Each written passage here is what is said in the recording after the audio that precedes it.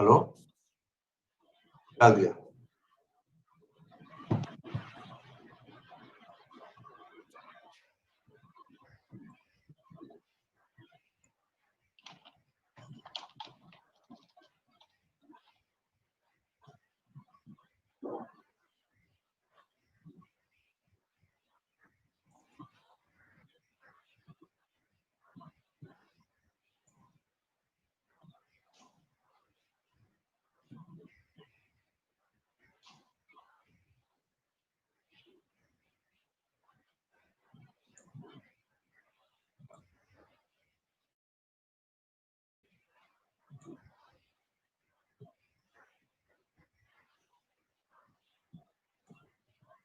So we are little late. Good morning to America. Good afternoon and good evening to India and other people. So I'm Professor Dr. Bay Gupta. So today webinar will be, I'm sharing the screen. This is we are talking about, this is webinar series 9. We all know that we are suffering for last almost 6 months. And I'm thankful to my panelists and other people who are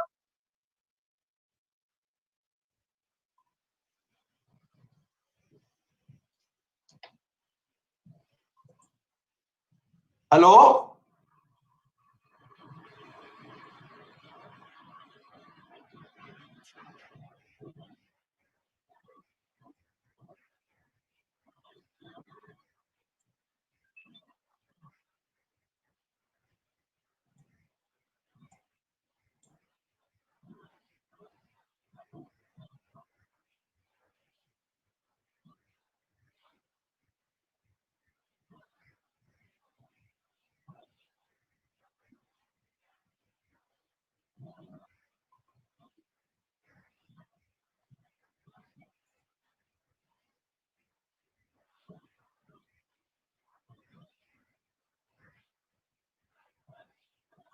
Okay, I think something went blank. So I think now everything is fine. Can you hear? Everybody can hear me?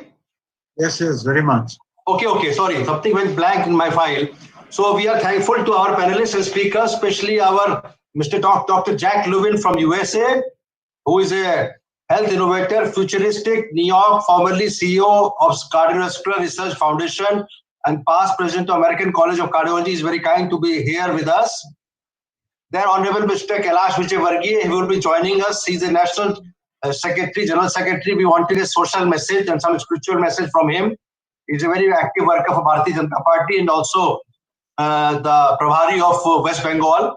Then Dr. M.K. Das, our old friend, and he is the President of Cardiological Society of India, which is a very important society, the most important society of India for cardiologists. With a member, he will be telling a little more about how many members are there.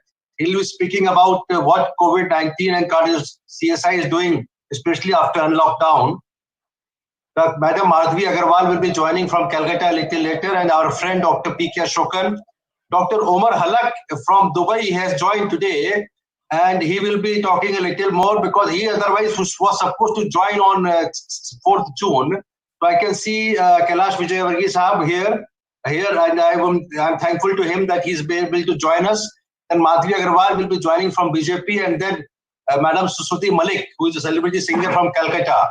And Dr. Yashpal Sharma will also be joining. I'm stopping the share screen so I can see Honorable Kailash Vijayvargiya Sahab. Can you hear me? Yes, Dr. Gupta, we can hear you. Okay, so I will be muting all, but I'm allowing the participant to unmute themselves if they require to do so. And so I think I should start my topic. We are a little late. I will tell you that this is Facebook Live at 2 places. One is, of course, my Facebook Live, and possibly also the Facebook Live Apollo page, and also the Indians in Paris. 3 places. It is also being shown by Docplexus, which is our collaborator. And we have about 3.8 lakh doctors. So I welcome and I'm thankful to Dr. Kirtika Dhingra, who has done this coordination and collaboration with IECR and Apollo Hospital to show live on Docplexus platform. So I thank everybody and I welcome everybody. I think now I should start talking myself, and then we'll take Dr. Jack Lubin from USA. I'm unmuting him. Can you hear me, Jack? He's a very important. Yes. Okay, welcome to our IECR webinar once again. You have to reduce your light a little on the back so that you can be visible a little more better. You can do on your own. The back lights a little less so that you will be more clear, your face. Then I just say namaskar to Kailash Vijayvargiya Sahab. I think he's still busy. Can you hear me? Namaskar. Okay, namaste. So I think I will start my talk. I will be a little less today, and I'll talk only 10-15 minutes, and then I will hand over the mic to Dr. Jack Luvin from USA, and then there will be a social message from Honorable Kailash Vijayvargiya Sahab. This will be the plan of presentation. So I start sharing the screen of my talk today.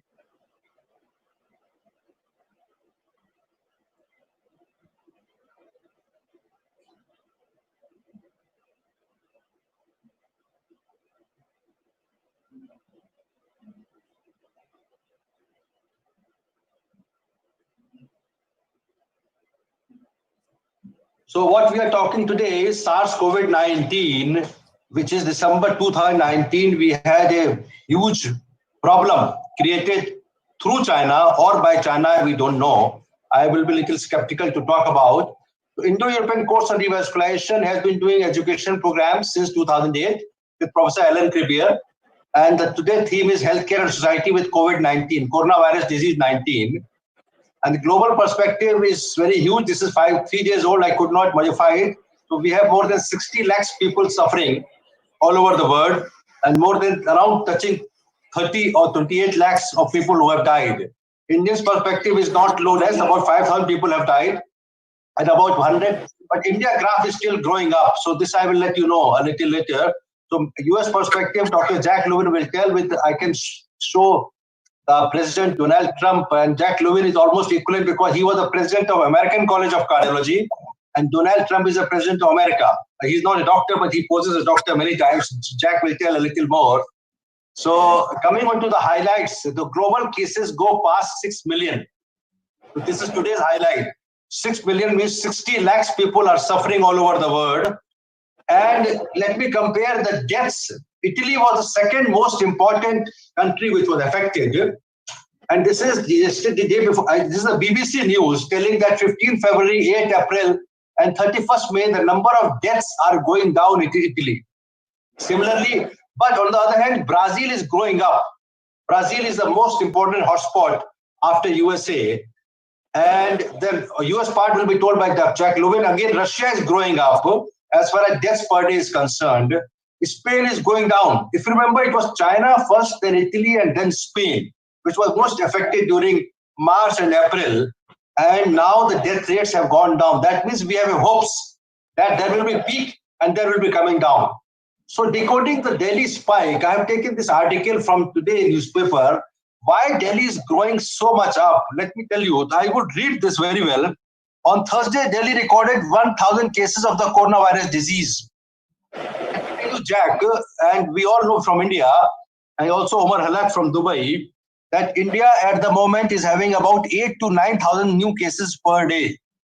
So the graph is still not down, and the Delhi recorded 1,000 cases of the coronavirus disease yesterday. It conducted 7,000 tests. It had a positivity rate of 13.4%. This is very important. 13.4% is the positivity of the test which is conducted by Delhi. So earlier, let me tell you, we were doing only testing about 1,500 per million. This was about 1 month back. Our testing capacity has gone up. So we are testing about 7,000. Let me compare with other people. Germany has tested 25,000 per million. America is testing about 20,000 if I'm not wrong. Spain and Italy about 10,000. So we are increasing the testing. That could be the reason why the number have gone up. There are 3 separate issues. The first is the increase in cases. This is not a reason to get alarmed. But we are testing more, and that is why Delhi is also doing bad as such. So contract tracing, I am not going to talk about detail. This is an important slide. Between January 22 and 30, the ICMR tested 1 million people and discovered 40,000 COVID positive cases. The data shows that the younger people and the men were slightly more likely to be getting affected. lockdown will still be necessary. That is why our Prime Minister Narendra Modi ji has still continued lockdown. But unfortunately or fortunately, because of economic issues, the various chief ministers are given independence to take their own views, and that is how Delhi is unlocking slowly but definitely, which is a big concern for us. This is a big concern for the medical side. So the US tragedy, the Brazil tragedy, I'm not going to talk about. Overall death, 350,000 as of now. Possible vaccine will be possible. India has gone up at the level of 7th most affected country, 7th, which was earlier way down. So India has gone, is still working. We are working hard, and we are in 87 days, 15,000 cases and 300 deaths. This is what India is. COVID count growing up. This is important slide. This is important slide. We take a look at how different countries have enforced and relaxed lockdown norms at different stages of their outbreak, and how India is an outlier. So it is the only country which has started relaxing its lockdown before the flattening of the curve. This is an important part I would like to tell you, that Peru, Mexico, Chile, Brazil, USA, United Kingdom, Spain, Russia, Italy, Germany, France, they started easing the lockdown when the curve was flattening. While India has still started lockdown while the curve is going up. So this is something which has to be taken care. You can see the Indian curve is like this. So this is not a good thought process for us. We are healthcare workers, cardiac cath. We are using the PPE. We are using the face shield to do the cath lab. This is how Apollo Hospital, where I am working, is prepared. This was the news on TV, Bharat Live. And I was speaking about how Apollo is prepared. We are doing angioplasty. There's a huge economic burden. Not going to details. I'll skip few slides. So coming on to the thought, this process that this is a virus disease. We all know this is a virus disease. As corona S protein has been reported as a significant determinant of virus entry into host cells. I will just touch upon the major part of this part, because we have to tell, because a lot of people are watching who are not doctors. And there are, of course, doctors who are not cardiologists and who are not virologists. Virus enters the cell, its antigen will be presented to the antigen presentation cells, the central part of the body, antiviral immunity.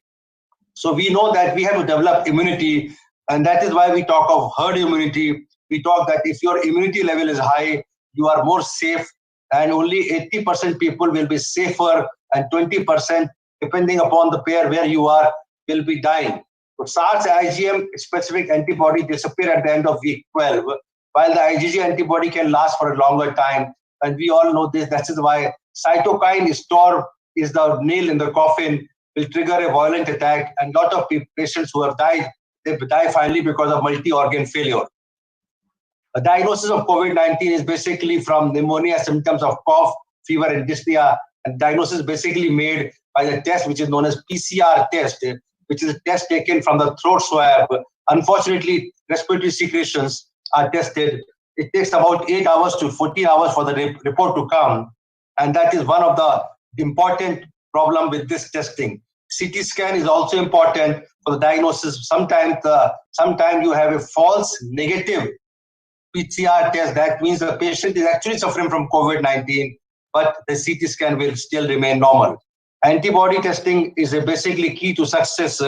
PCR test and testing is the key to success. As I told you, that now we have developing the antibody test, which is a rapid test, gives the result in 15 minutes. And the test, NIV, National Institute of Virology, Pune, has developed the kit. So as I told you in the beginning, that now we are testing about 9,000 patients per day. And India plans to conduct 1.25 lakh PCR tests a day. The most difficult part of this thing is a 13% positivity. Earlier it was 10%. So corona is spreading like anything in India, and we are worried. And increasing testing of asymptomatic cases is essential after lockdown is over. And this is a slide which is coming. The newspaper is telling a lot of things, and I'm picking up the important part. This is total infection, detected cases, and symptomatic cases. So yesterday the ICMR guidelines also came. There was a plea that ICMR said that all asymptomatic need not to be tested. But there was a PIL in the court, and they said that you have to test everybody, those people who are working with the doctors, especially the healthcare workers, even if they're asymptomatic, if they're working in the COVID ward, have to be tested. So that places, this is virus, they enter the cell for medical community, and hydroxychloroquine works here, and remdesivir, which is antiviral, works at the level of RNA-dependent RNA polymerase reaction. Hydroxychloroquine only I will not talk much about now because I was reading in the newspaper that hydroxychloroquine is actually not being utilized in USA. If you remember 2 months back, the president of USA, Mr. Donald Trump, requested Honorable Prime Minister Narendra Modi ji to stop the curb of import, and that is why a huge amount of hydroxychloroquine was actually exported out of India to USA and other countries. Indian Council of Medical Research is still very clear that it should be used by all for the prophylaxis. Prophylaxis means prevention. And they had the guidelines recently. Touching upon the French perspective, this is Professor Didier Marseille. He released an article on April 9 of 1,000 patients of hydroxychloroquine was useful with a 91% success rate.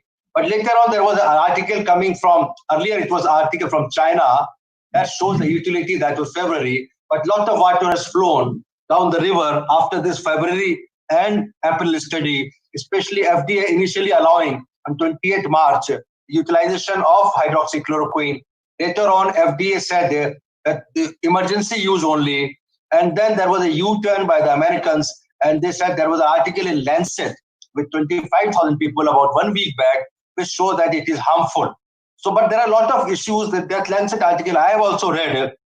Personally, I feel in the absence, I have read that there are a lot of loopholes. They have selected only the patients who are obese, diabetics, and heart patients, and their hydroxychloroquine was utilized indiscriminately without checking the QTC interval. So you have to use hydroxychloroquine discriminately, and therefore I would suggest personally that hydroxychloroquine should be used in all patients of COVID in the absence of any specific medicine, and also for prevention, which ICMR has given, Indian Council of Medical Research has given a new guideline only 3 days back with a suggestion that it should still be used. The cardiac toxicity is not much. This is an article yesterday. US hospitals stop using HCQ as it may pose a risk. They're all guided by the Lancet article. So I'm not going to details, but our strategy is to use hydroxychloroquine with caution, with checking of ECG every day, with QTC intervals. Apollo Hospital Delhi has 87 beds. We have a lot of patients who are serious. I am giving hydroxychloroquine. I'm checking hydroxychloroquine, the QTC interval every day.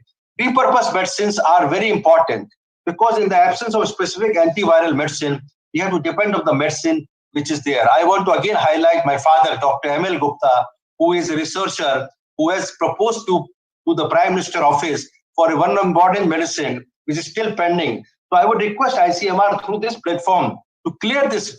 You see, the medicines which are safe and which has some antiviral or some other activity which can be promising should be given a trial, which is just a 14 days trial. And I spoke to the Prime Minister office, the Joint Secretary today.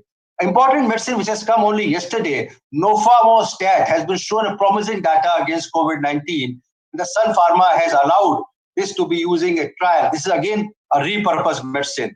The other repurposed medicines, ivermectin is important anti-protozoal medicine which has shown promise with antiviral activity of 5,000 times. That means the patient will be treated the 5,000-fold reduction of RNA in ivermectin in vitro. The human trial has started in USA, and we're still waiting for the results. So coming back to the other topic, remdesivir is important antiviral medicine. Today I was just reaching that Glenmark Pharma and other pharma have got the rights to sell in India. Till yesterday it was not available. This is FDA approved antiviral medicine which is possibly useful in COVID-19. This is the only medicine other are repurposed medicine. And today India, from tomorrow, India will also be having the antiviral medicines. Another combination, Roche and Glide to test drug combination. The combination, the two medicines which are being tested, remdesivir with another antiviral medicine will be used. Coming on to the mask, only one sentence I will tell you. Everybody has to wear mask. There's no doubt in this. On the outside the house, inside the house, I am telling you, I will, Honorable Kailash Vijayvargiya must be listening. I was the first person, one of the first person on 26 March to say that mask should be used by everyone on the road. And later on, I use the word, let me show you if you can tell.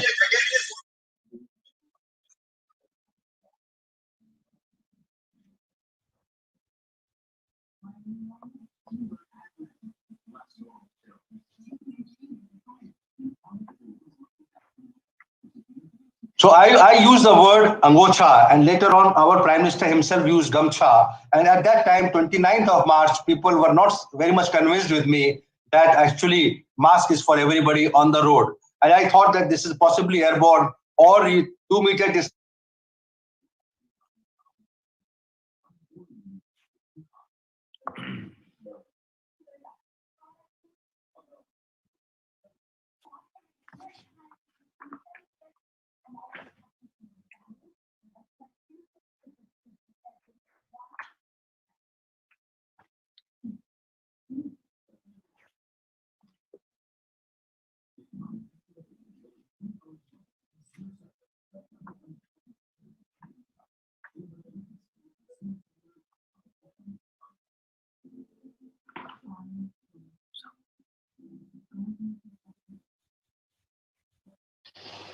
Dr. Vivek, no sound, please. There's no sound. Vivek, no sound. Vivek, no sound. We cannot hear you.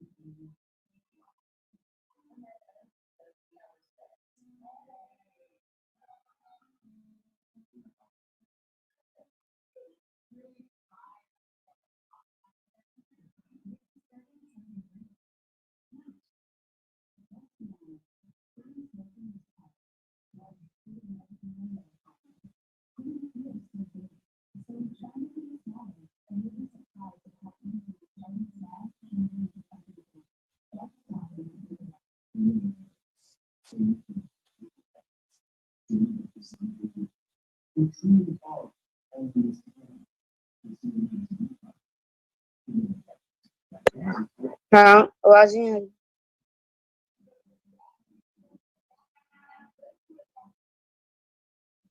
Mute कर दे रहा हूँ। Doctor विवेक आप unmute कीजिए। Doctor Vivek, Vivek, you need to, you're muted.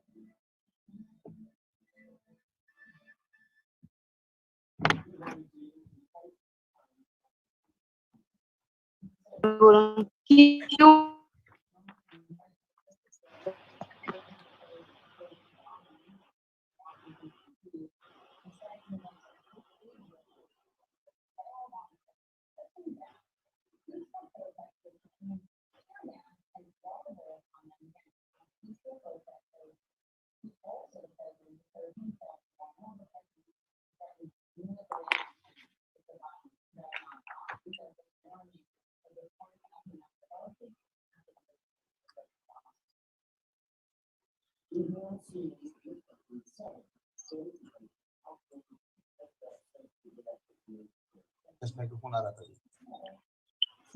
कहाँ पे आ रहा था? Somehow Can you hear? I think we can request Dr. Jack Lewin to start his presentation. Okay, can you hear me? Yeah, I can hear you. Can you hear me? Okay. Yeah, you lost sound for the last couple of minutes. Okay, but you can start your presentation. All right, will do. We can fix up the things. Thank you very much, Dr. Gupta, and good morning, everyone. This is Jack Lewin. I'm speaking to you in New York City today. It's an honor to be with you. I'm an internal medicine and critical care physician. Am I audible now? You can hear me? Yeah, I can hear you. But can you hear me? Yes. Okay, good. Okay, good. Yeah. Please continue. Yeah. And as Dr. Gupta has stated, I ran the American College of Cardiology and met many of you back in those days, as well as through the TCT meetings when I was the president and CEO of the Cardiovascular Research Foundation here in New York City. Currently, I am chairman of the board of the National Coalition on Healthcare in Washington, D.C., which is a policy body that represents about 50% of Americans. And we've been working hard on the COVID issue, and I'll talk to you a little bit about where we are and what's happened. I think most of you know, COVID came to the U.S. first on the West Coast in Seattle, Washington, and in California, and it probably came directly from the Wuhan area. But the main infection in the United States was a slightly different viral strain that came from the European Union to the U.S. As you may know, in the New York City alone, which of course has a very dense population, there are about 5 million international visitors a month or more who come to New York. And so during the months of January and February, millions of people were coming to the U.S. and some of them had COVID and really didn't know it. So the infection took hold. I'll give you a little history of this. First of all, the United States has not dealt with this infection very well, partly because of a lack of leadership at the Washington level, where the effort has been left up to each state and the governors of each state.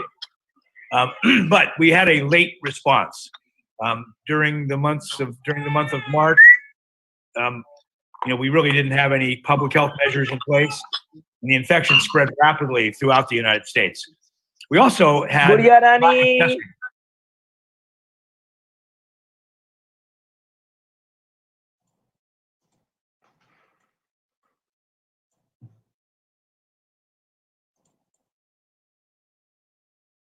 And the FDA was slow to allow approvals of other tests from other places.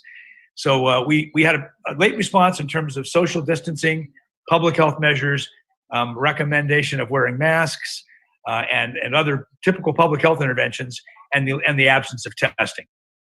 Now the United States is about 9 weeks past the beginning of the shutdown, the quarantining of the population, and each of the 50 states is beginning to reopen.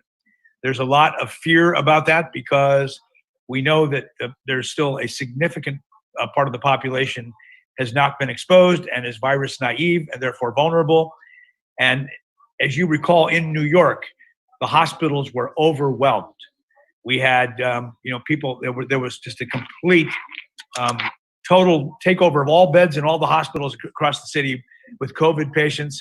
No elective procedures.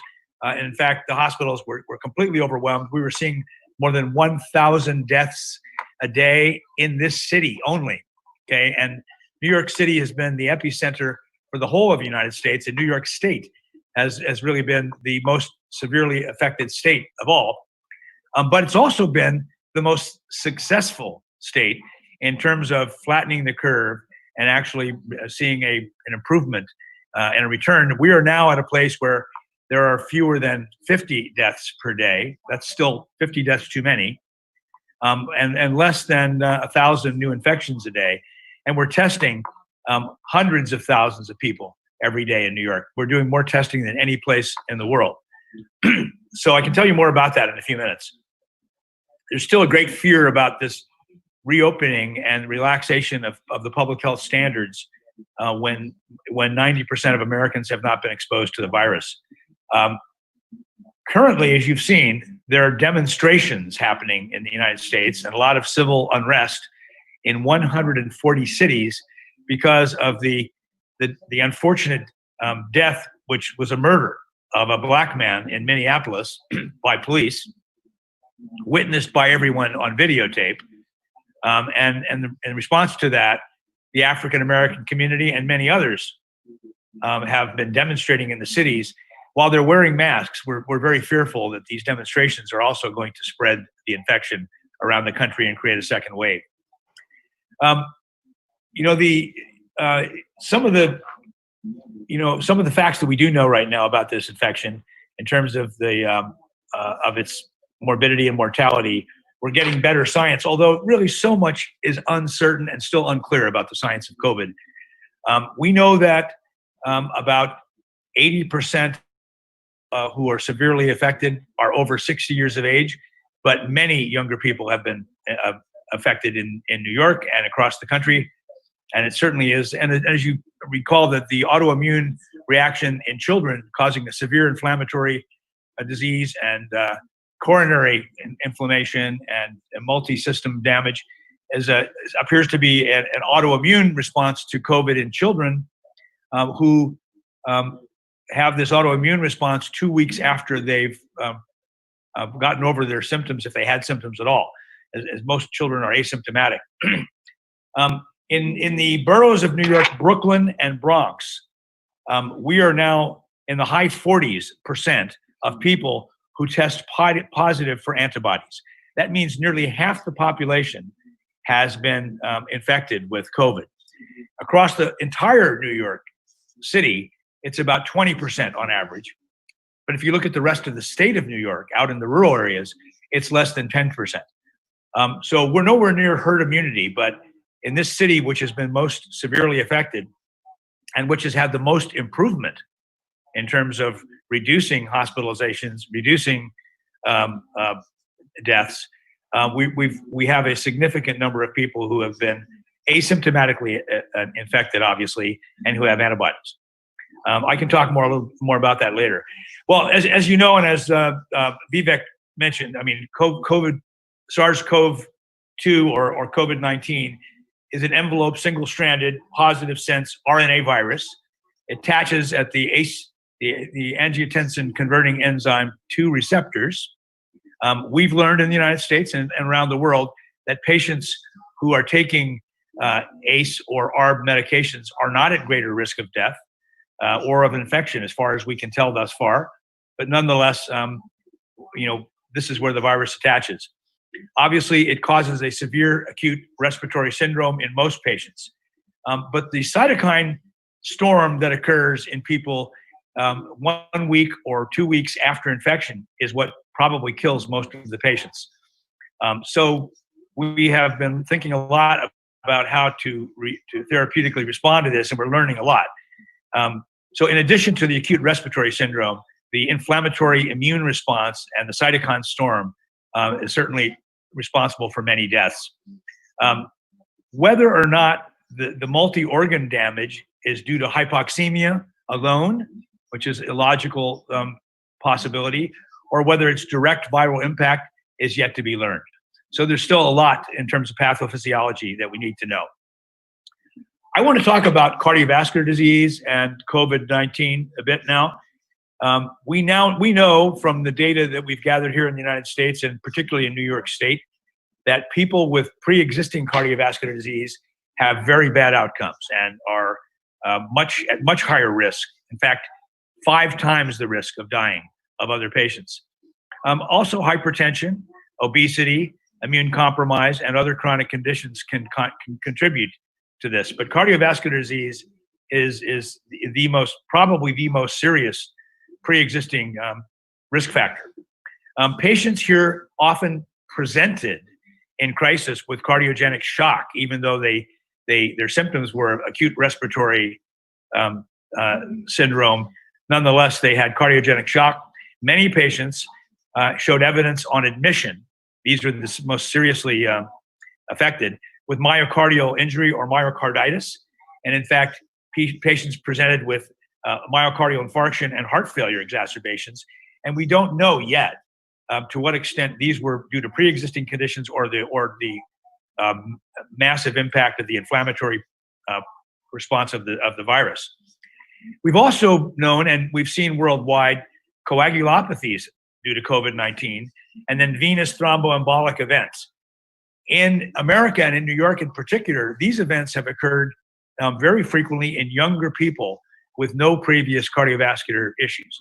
They present with a stroke or present with severe embolic disease, and completely amazing.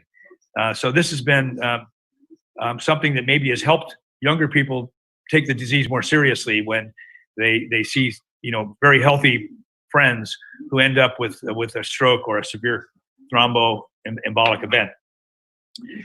In terms of the patients with myocardial injury, myocarditis, MI, so forth, coagulopathies, all of those patients end up with higher risk while they're hospitalized for COVID of myocardial infarction and heart failure.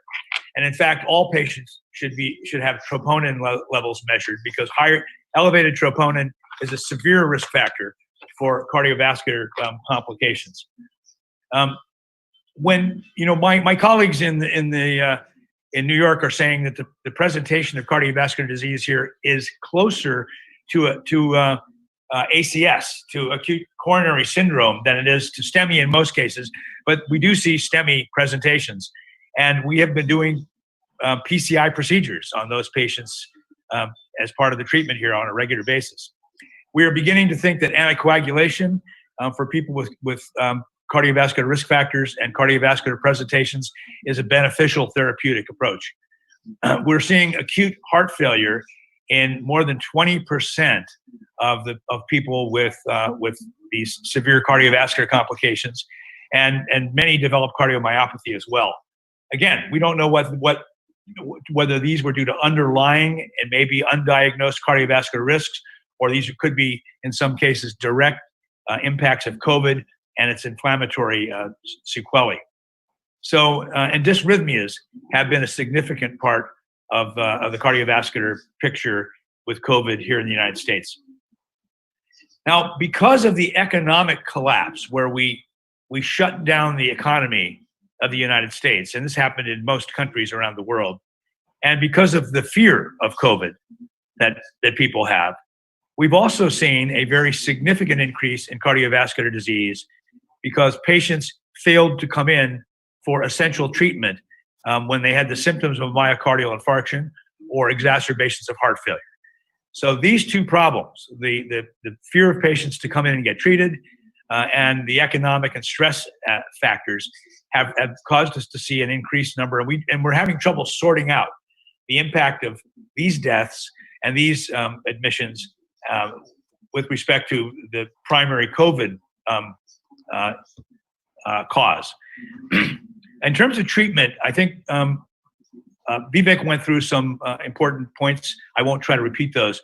We do think that remdesivir has shown some improvement with studies that have been done here in the US of at least a reduced hospitalization stay for people with those. And we don't know yet about the prevention strategy, so research is underway. As Vivek said, hydroxychloroquine appears not to be helpful for patients who are hospitalized with COVID. And in fact, in the New York State study, which involved about 20,000 patients in combination with Connecticut, Boston, Philadelphia, Washington, it was an East Coast study, we felt that hydroxychloroquine was not helpful. Whether it's helpful as a prevention measure is yet to be determined. Some centers have felt that interferon and ribavirin have been helpful. Again, we need more research to know. And tocilizumab and prednisone to try to curb the inflammatory response are being used in most institutions, and we're trying to understand whether this is how helpful this is. So, in other words, trying to block the immune response. In the future, we are very concerned that there is a likelihood, as with other coronaviruses, of a second wave in the fall. And so part of the reason that that's such a concern for us is we're relaxing all the public health standards and sending people back to work. And what we know here in New York is that 1 out of 3 people infected with COVID is asymptomatic, and they're walking around spreading the virus everywhere they go. And that's true even in the healthcare system. So, that is an issue. Obviously, in the future, with treatment uncertain, we're waiting for a vaccine to try to really reduce the fear, get the economy back going, and so forth. But because of the issue of the lack of robust testing, that has been a difficult problem. I have been working on a program here with the Veterans Administration and also with the FDA and with other federal agencies. It's a program I call Rebooting America. And the idea of Rebooting America is to get people back to work safely, to prevent the spread of infection while people are working, but to use a scientific, data-driven approach to get people safely back to work. This can only happen when 2 things are possible. One is very frequent available testing, both serologic or antibody testing and polymerase chain reaction or PCR testing. Both are needed, we're ramping up to be able to have those kind of tests. The National Institutes on Health announced this week that they're going to put $1.5 billion into a program to develop new test options that can be done as a point of care or even a home test with much better accuracy, much better sensitivity and specificity than the current antibody tests have. So, but these new tests are coming, and in fact, at Harvard, at MIT, and some of the East Coast institutions, we're working on CRISPR vaccines, vaccines that will be that will be both antigen and antibody tests that will cost as little as $5, results in 5 minutes, and can be done anywhere at point of care. So I think we're going to see some great innovation and testing coming up in the future that should help us allow people to go back to work safely with frequent testing and contact tracing. The contact tracing area in the United States is somewhat controversial because the big tech companies like Google and Facebook and others are looking at ways to do, and Apple are looking at ways to do contact tracing using cell phones and people's actual movement around, and so that you could actually be determining who has come in contact with somebody that's positive using cell phone data. There's some privacy issues there that concern people, but we're learning quite a bit about this now as it goes forward. I think the Rebooting America project that I've been working on is going to get fully launched in about a month or so. We have to ramp up, and we'll be testing every Veterans Administration employee, and we'll be retesting frequently. We'll be doing contact tracing. We'll be working on community risks for those employees, and we'll try to identify new infections and asymptomatic infections immediately, and follow up with contact tracing to allow people to come back to work and work safely. Herd immunity in the United States is not going to happen for 2 years probably. So we're going to have to wait for a vaccine to solve this problem. But meanwhile, we should all be aware that the cardiovascular impacts and complications of COVID are very serious, very severe, and in many cases are going undertreated and underdiagnosed. So that's our job in the cardiovascular space, to try to improve the cardiovascular complications of COVID. And we can do that together. Thank you, Vivek. I'm open for questions. Okay, so thank you, Dr. Jack Lubin. And because there are many speakers after this, especially Dr. M.K. Das from CSI, and then Dr. P.K. Ashokan, Dr. Yashpal Sharma, Dr. Omar Halak from Dubai. But I request the Honorable Mr. Kailash Vijayvargiya, he's actually traveling and he stopped his car and he's now Zoom on live. So I request him to give some social message. Let me tell you, Jack, he's a very important person, very close to Honorable Prime Minister Narendra Modi ji and our Home Minister, Mr. Amit Shah. He's a BJP National General Secretary of India, National General Secretary, and he's basically from Indore, Madhya Pradesh, and he's highly respected. He sings quite a good bhajan and songs also, but I don't know whether he has time for that or so, but I request for his spiritual and social message. Please go ahead, sir. Thank you, Dr. Vivek, and sabhi mitron ko namaskar. मैं क्षमा चाहता हूँ, travel कर रहा हूँ। मैंने विवेक जी को जब समय दिया था तब मुझे पता नहीं था कि मेरी ऑनरेबल सीएम के साथ मीटिंग है। अचानक मुझे मीटिंग में भोपाल आना पड़ा, इसलिए ट्रेवल करते हुए मैं बात कर रहा हूँ और हो सकता है कि कहीं बीच बीच में आपको मेरी आवाज सुनाई नहीं दे।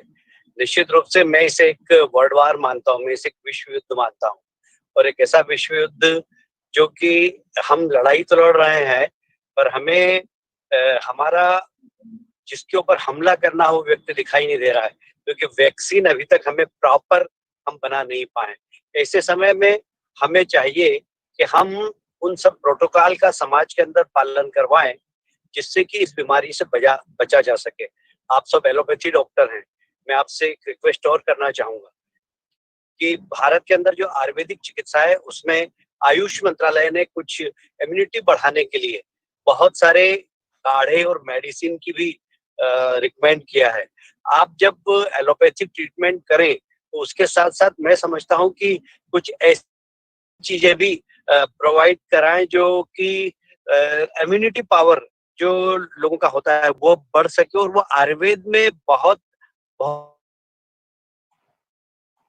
है। और किचन के अंदर हल्दी है, हमारे हींग है, हमारे किचन में अजवान है।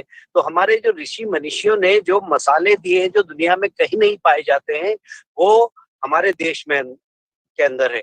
और इसलिए हमारे यहाँ जो आयुर्वेद है उसके ऊपर भी एक रिसर्च करने की आवश्यकता है। तो क्यों नहीं हम जब डॉक्टर्स यहाँ पर बैठे हुए हैं अपने पेशेंट का एलोपैथी दवाइयों से इलाज कर रहे हैं, तो हमें कुछ आयुर्वेदिक भी चीजें जो कि इम्यूनिटी पावर बढ़ाती है, जो कि प्रतिरोध क्षमता बढ़ाती है मरीज की, उसके लिए हम उपयोग करें। मैं आपको सलाह देना चाहूंगा, क्योंकि हमने इंदौर में बहुत बड़ी प्रॉब्लम थी। में आपने देखा होगा कि डेथ रेट भी बहुत ज्यादा था, पर हमने जब इस आयुर्वेद का उपयोग किया, हमारे यहाँ हॉस्पिटल के अंदर दूध के साथ हल्दी और दूध दिया जाता है, च्यवनप्राश दिया जाता है। जो पेशेंट है, जो पॉजिटिव कोरोना के पेशेंट है, उनको हम च्यवनप्राश दे रहे हैं। इससे कि लोगों की वास्तव में डेथ रेट कम हुआ है, इम्यूनिटी पावर बढ़ा है और जल्दी से वो बीमारी से बाहर आ गए। भारत एक बहुत ही ऐसा देश है जहाँ पर आध्यात्मिक एक आध्यात्मिक वर्ल्ड में भारत का अपना अलग स्थान है। हमारे यहाँ योग है, प्राणायाम है, ये सब हमारे शरीर को स्वस्थ रखने का एक बहुत बड़ा माध्यम है। आज मैं समझता हूँ कि प्राणायाम हमारे रेस्पिरेटरी सिस्टम मजबूत करता है। दुनिया के अंदर इसको बताओ आवश्यक, सिर्फ आप 1 घंटे प्राणायाम करें, 1 घंटे योगा करें, 1 घंटे यदि आप व्यायाम करें, तो मैं समझता हूँ कि इसके वायरस से लगता हमारे आ सकती है। और इसलिए भारतीय आयुर्वेद चिकित्सा पद्धति, भारतीय योग पद्धति, भारतीय जो हमारे मसाले हैं उसको समझकर हमें दुनिया को भारत की विशेषताओं के बारे में बताना चाहिए। और मैं समझता हूँ जिस प्रकार इंदौर ने प्रयोग किया है, आयुष के काढ़े पिलाकर, च्यवनप्राश खिलाकर और हल्दी का दूध देकर, जो आयुर्वेद चिकित्सा के साथ साथ एलोपैथिक का काफी डेथ रेट कम हुई है, और इसको शायद प्रचार प्रसार करें तो निश्चित रूप से इसका लाभ मरीजों को होगा। मुझे इस बात को बताते हुए बहुत गर्व है कि वे सब देश ही संपन्न देश माने जाते हैं, उसकी तुलना में यदि भारत में जो नुकसान हुआ है, जो इसका प्रभाव हुआ है, वो बहुत कम हुआ है। 100 आबादी वाले देश में यदि नेतृत्व कुशल नहीं होता, यदि मोदी जी के नेतृत्व में सही समय पर टफ डिसीजन नहीं लिया होता, तो शायद ये संख्या बहुत बड़ी होती। और मुझे गर्व है कि मोदी जी का नेतृत्व, देश की जनता ने उनके पीछे खड़े होकर उन सारी बातों का पालन किया जो मोदी जी ने अपने मन की बात में कहा। तो आज हमारे यहाँ नुकसान तो हुआ है किंतु कम हुआ है। मैं इस बात के लिए प्रसन्नता व्यक्त कर सकता हूँ कि भारत उतना संपन्न देश नहीं है जितने की यूरोप के देश हैं, जितने की यूएस है, और वहां पर जिस प्रकार का नुकसान हुआ उसकी तुलना में भारत में नुकसान कम है, और उसका श्रेय जाता है हमारे पॉलिटिकल लीडरशिप को। तो मैं एक बार फिर से पूरी दुनिया के लोग जो जुड़े हुए हैं उन्हें शुभकामनाएं देता हूँ।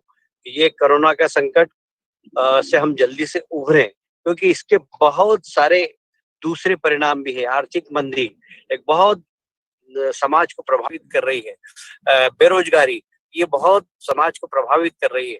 इसलिए इससे जितनी जल्दी हम निजात पा सकें, हम सब मिलकर इसका निजात पाए और एक बार फिर से दुनिया की दौड़ में हम सब आगे बढ़ें।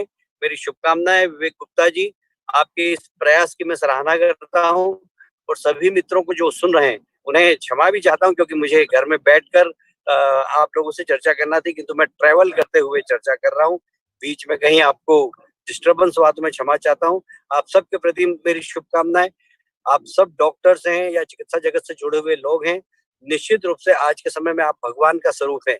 भगवान के बाद यदि मरीज किसी को अपने विश्वास की दृष्टि से देखता है तो डॉक्टर्स को देखता है, तो आप भगवान स्वरूप है। ऐसे समय में आप अपनी सेवा के माध्यम से समाज को इस कोरोना के वायरस से छुटकारा दिलाएं, यही मेरा निवेदन है। एक बार फिर से आपका अभिनंदन करता हूँ, स्वागत करता हूँ और क्षमा चाहता हूँ कि विलंब से भी आया और जल्दी जा रहा हूँ। बहुत बहुत धन्यवाद विवेक जी, बहुत बहुत धन्यवाद। Thank you very much for your kind words. आपने बड़ा अच्छी तरीके से समझाया और आपने जो च्यवनप्राश की बात बताई है, हमारे फादर भी इसको बारे में कह रहे थे। इज अ फार्माकोलॉजिस्ट, जैसा मैंने बताया था अपने प्रेजेंटेशन में, उन्होंने काफी रिसर्च करी है। तो च्यवनप्राश और हल्दी, I think immunity is the best thing to tackle this. अगर इम्यूनिटी ज्यादा होगी तो इफ यू आर इन्फेक्टेड तो आप वेंटिलेटर तक नहीं पहुंचेंगे। We have many speakers. अगर थोड़ा सा 5 मिनट और रुक पाए तो मैं एक इंट्रोडक्शन देना चाहूंगा। जो लोग यहाँ पर वेट कर रहे हैं, doctor M.K. Das is the president of cardiological society of India. He will be speaking soon after you. Then we have Suswati Malik, she is a singer from Kolkata, जहाँ के आप प्रभारी रहे हैं। She will be also speaking some special message. Doctor Umar Halak will be speaking, doctor from Dubai, और अपने ये from P.K. Ashokan from Kerala, and Madhvi Agarwal will join later on from Kolkata. She's a BJP media panelist from this. So we have a lot of people, and if since Swaswati Malik has to go for another teaching, I will just request her to give a very brief 3-4 minutes message, and if you can join back later on when the Docplexus is finished, if you can sing some songs at the end of during the end of the show, I'll be grateful. Please go ahead. तो सुती जी आप बोलिए। नमस्कार, सभी को मेरा प्रणाम, सभी को मेरा नमस्कार। आई होप मैं ऑडिबल हूँ। Perfect, good and out. Thank you so much for inviting me. इतना अच्छा इनिशिएटिव आप लोगों ने लिया है, थैंक यू सो मच। मैं कुछ देर पहले ही कैलाश जी जो बोल रहे थे उनको सुन रही थी। तो यस, मैं ऐसे एक देश से बिलोंग करती हूँ जहाँ पे सोना उगता है, जहाँ पे मेडिसिन हमारे घरों घरों में है। तो हाँ, आज हम हैं डॉक्टर्स, सारे जितने भी इंडिया के जितने भी टॉप मोस्ट डॉक्टर्स हैं, जिनको मैं यहाँ पे जानती भी हूँ। विवेक सर आपको जानती हूँ, दास अंकल अभी आने वाले हैं, दास अंकल को मैं जानती हूँ, काफी डॉक्टर्स को मैं जानती हूँ। और हमारे यहाँ पे तो खजाना है, औषधि का, नेचुरल रिसोर्स का खजाना है, जैसा कि कैलाश जी बोल रहे थे। और मैं यही बोलना चाहती हूँ कि माहौल, you guys are the professional, you guys right now for the patients, for हमारे समाज के लिए आप ही लोग हमारे भगवान हैं। हाँ, शायद मैं बहुत ड्रामेटिक साउंड कर रही हूँ, लेकिन yes, this is true। अभी आप ही हमारे करता धरता हो और आप ही हमको बचा सकते हो। तो थैंक यू सो मच सभी। पहले तो मैं सभी डॉक्टर्स का नमन करना चाहती हूँ। Thank you so much. आप लोग कोई भी हॉलीडेज नहीं है, कुछ भी नहीं है, डे नाइट आप लोग सिर्फ कोविड पेशेंट को लेके, सिर्फ कोविड पेशेंट नहीं, काफी जितने भी और भी केसेस है, जितने भी हमारे ऐसे नॉर्मल केसेस रहते हैं, उनके भी आप दिन रात इतनी मेहनत कर लो, उसके लिए मैं थैंक यू बोलना चाहती हूँ।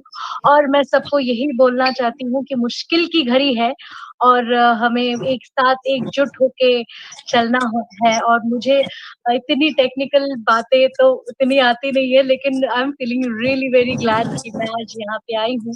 सिर्फ 2 लाइन ही बोलना चाहती हूँ। ऐ जिंदगी गले लगा ले, हमने भी तेरे हर एक गम को गले से लगाया है ना। हम सारे जो डॉक्टर्स हैं, सारे जो बस सबका साथ ऐसे ही देते रहेंगे और आपको एकदम हौसला हम देते रहेंगे, आपका साथ निभाते रहेंगे और आप हमारे साथ ऐसे ही रहेंगे। Thank you so much. और मेरे बाद भी काफी लोग बोलने वाले हैं, सारे मेरे जाने पहचाने डॉक्टर्स अंकल लोग बोलने वाले हैं। Thank you so much for calling me here और मुझे बहुत अच्छा लगा। और अगर हो सके, अगर मेरी क्लास खत्म हो जाए, अगर हो सके तो मैं बाद में फिर से आने की कोशिश करूंगी। बहुत अच्छा लगा कैलाश जी आपसे मिलके और मैंने सुना आप भजन भी गाते हो, तो कभी मौका मिलेगा तो हम जरूर सुनेंगे। Thank you so much everybody and please take care of yourself. हमारे साथ हमारे जितने भी डॉक्टर्स हैं जो अभी फिलहाल हमारे लिए भगवान है, अभी नहीं हमेशा हमारे लिए भगवान वही है, क्योंकि हमें हर मुसीबतों से बचाने वाले यही है। और नेचुरल रिसोर्स जैसे कि च्यवनप्राश, हल्दी, हमारे मसालों में काफी औषधियाँ है। You can use it as well for immunity power. मैं तो लेती हूँ, मैं रात को सोते वक्त गोल्डन मिल्क जिसे बोला जाता है, मिल्क में एक थोड़ा सा टर्मरिक मिला के मैं पीती हूँ, उससे बहुत ज्यादा इम्यूनिटी पावर आता है। और हाँ, दिन में आई थिंक विटामिन सी मुझे उतना आता नहीं है, मैं नौसिखिया हूँ, आप लोगों को आता है। सो इफ कुछ गलती हो गई तो वेरी सॉरी। मैं जो टोटके आजमाती हूँ मैं वही बोल रही हूँ। आप विटामिन सी ले सकते हो, जो कि लेमन वगैरह साइट्रिक एसिड वाले जितने भी फूड है विटामिन सी है। विटामिन सी से भी इम्यूनिटी पावर बहुत ज्यादा तेज रहती है। सर्दी, खांसी, जुकाम, गले में दर्द सभी जाती है। Honey, you can use honey as well. So thank you so much for inviting me here.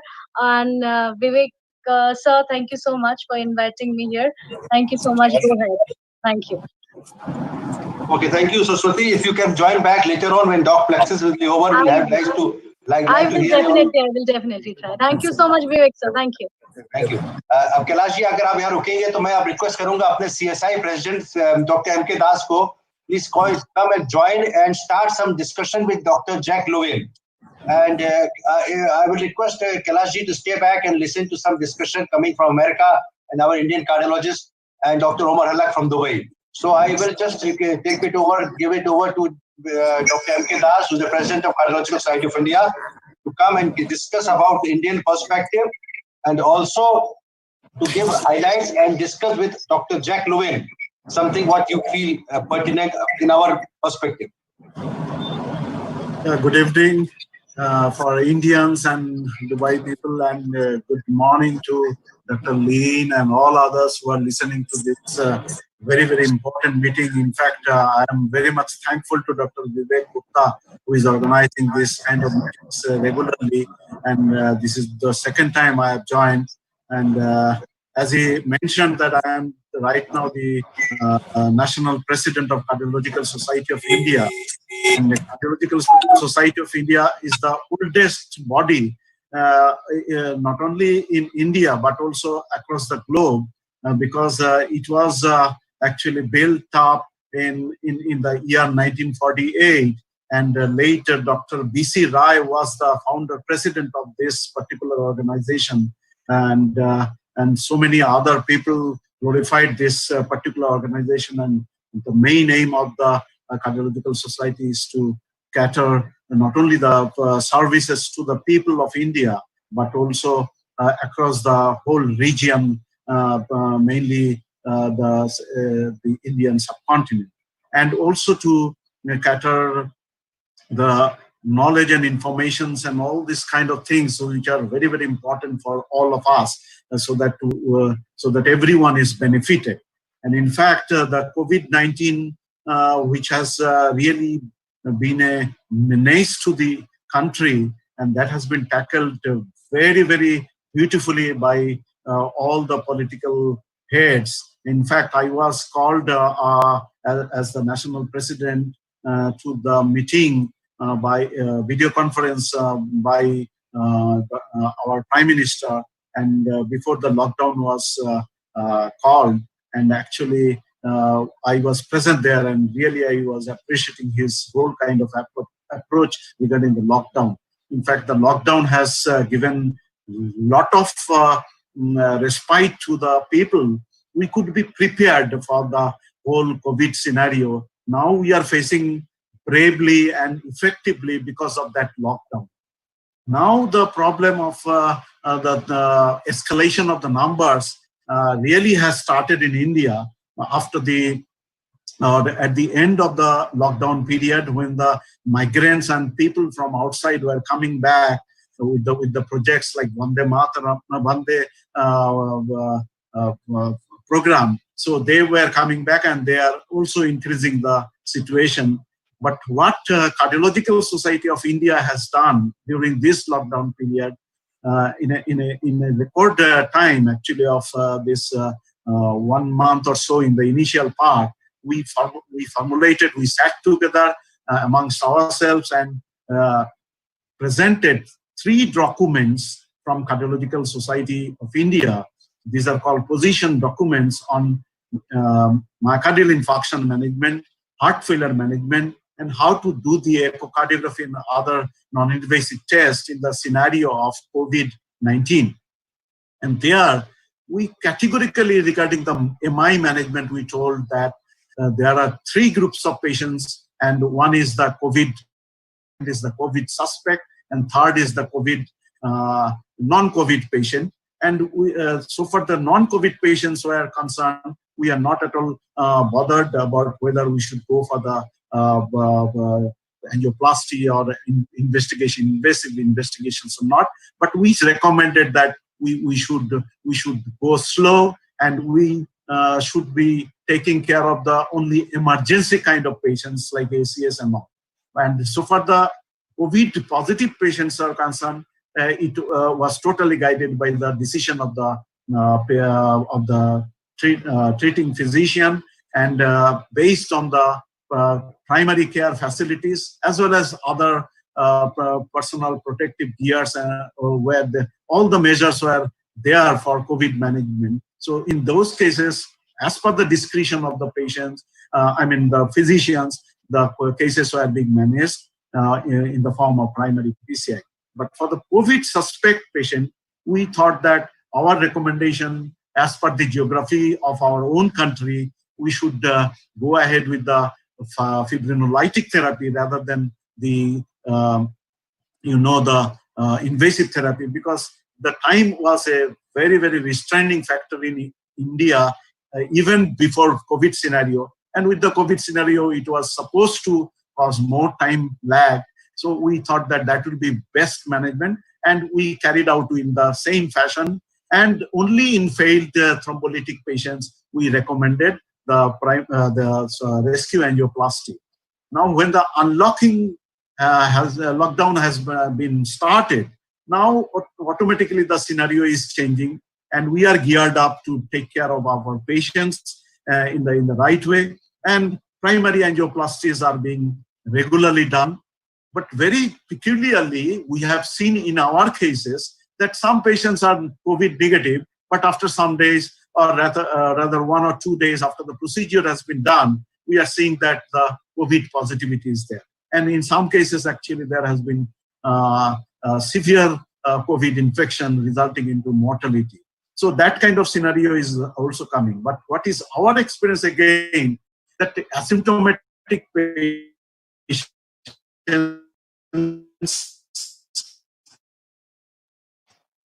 are more.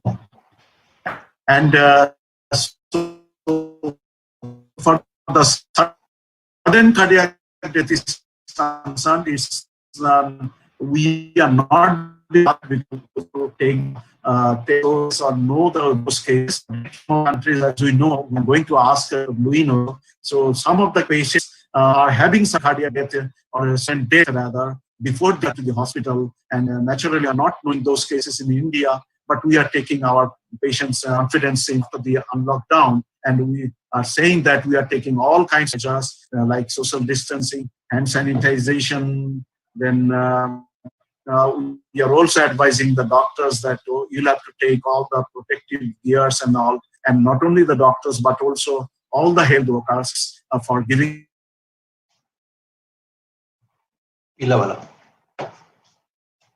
I think there is some sound problem.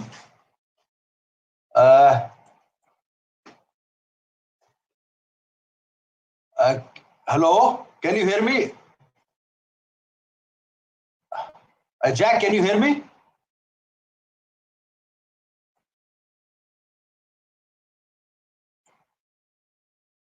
Okay, now I'm unmuted. Okay, fine.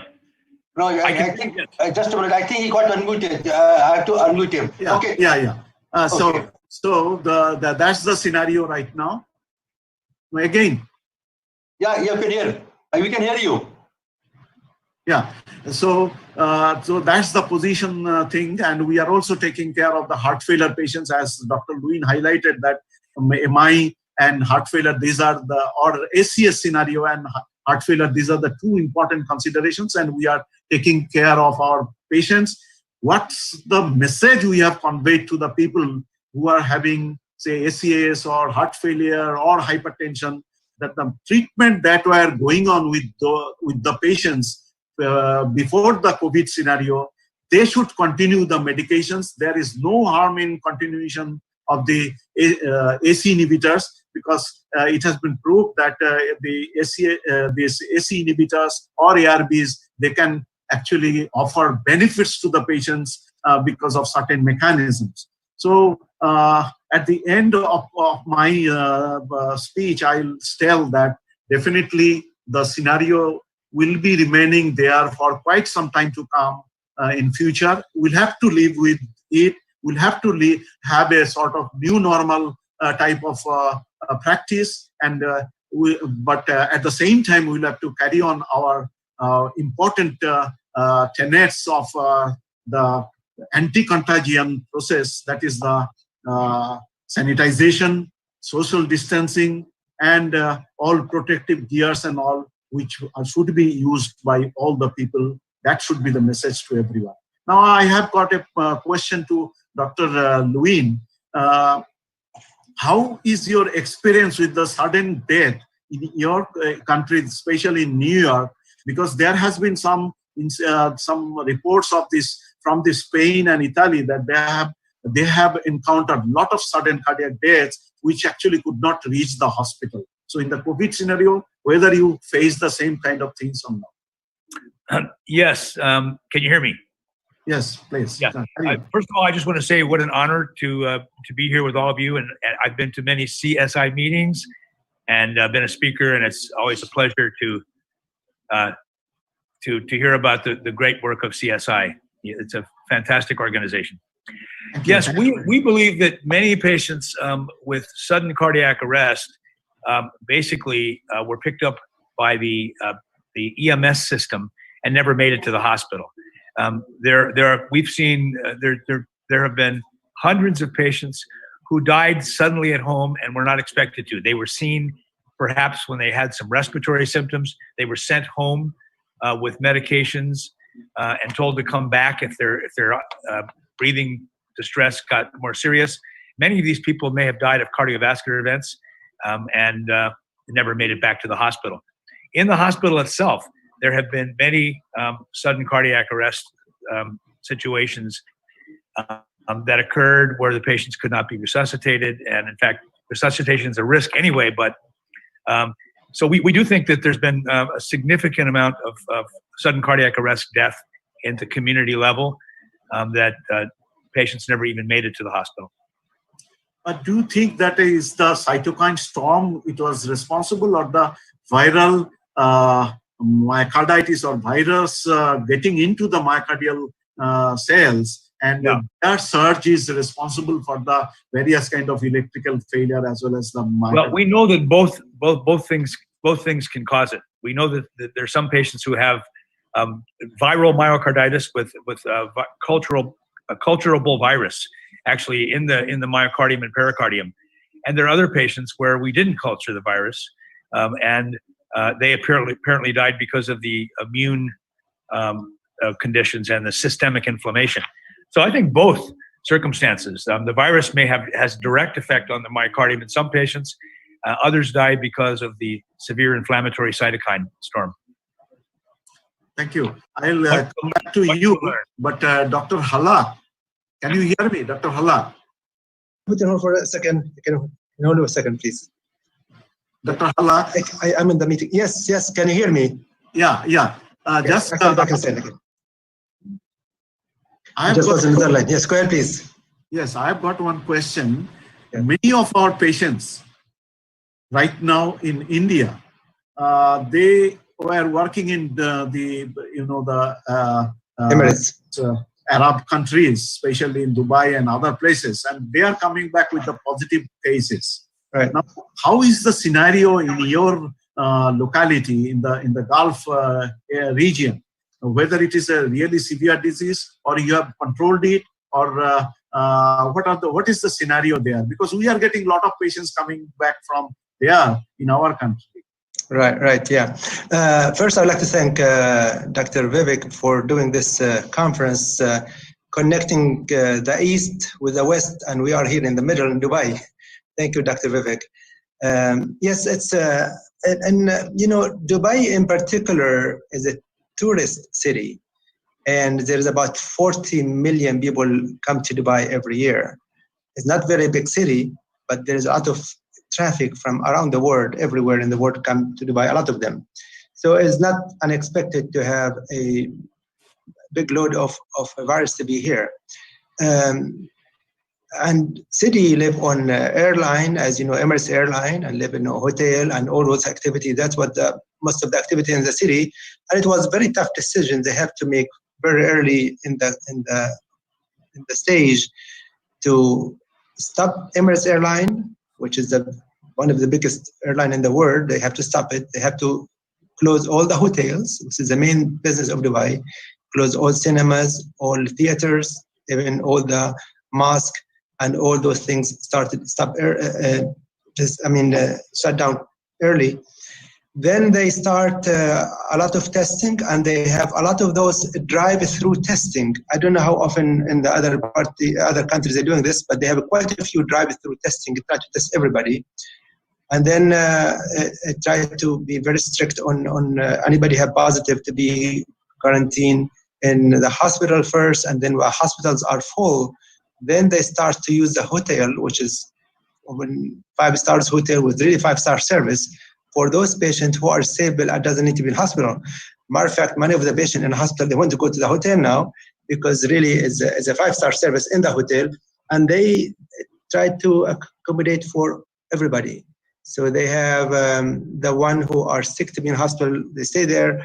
The one start to recover and have low cases, they put them in the hotel, and until they recover completely and negative. And if you look at the statistics in Emirates, there's about 35,000 positive patients, but there's only 266 mortality. It's less than 0.5%. Is extremely low, because of this early measure. And this is like they just kept the hospital for the sick patients, so the medical staff, they will not dilute their effect. They only work on the sicker patient, and the less sick patient, they go to the hotel. So the mortality was really, really low, and they're still doing, there was a curve where there was about a 700 case per day, but now in the last 2 weeks, it dropped to about only less than 100 probably 100 or so. Now, of course, there is a lot of community from India in Dubai. And there is one of the particular group who are really the worker. They usually live in a crowded area, and you will imagine that if one infected, the spread is so fast, and probably that explained that there was probably a little bit of spread on the crowded area than the other areas, and that may really explain why some of them back with a positive test. But as you see in your country, in our country, most cases are really not bad. All of them are really asymptomatic, and mortality rate is less than 1%. Of course, the one who get in hospital are really sick.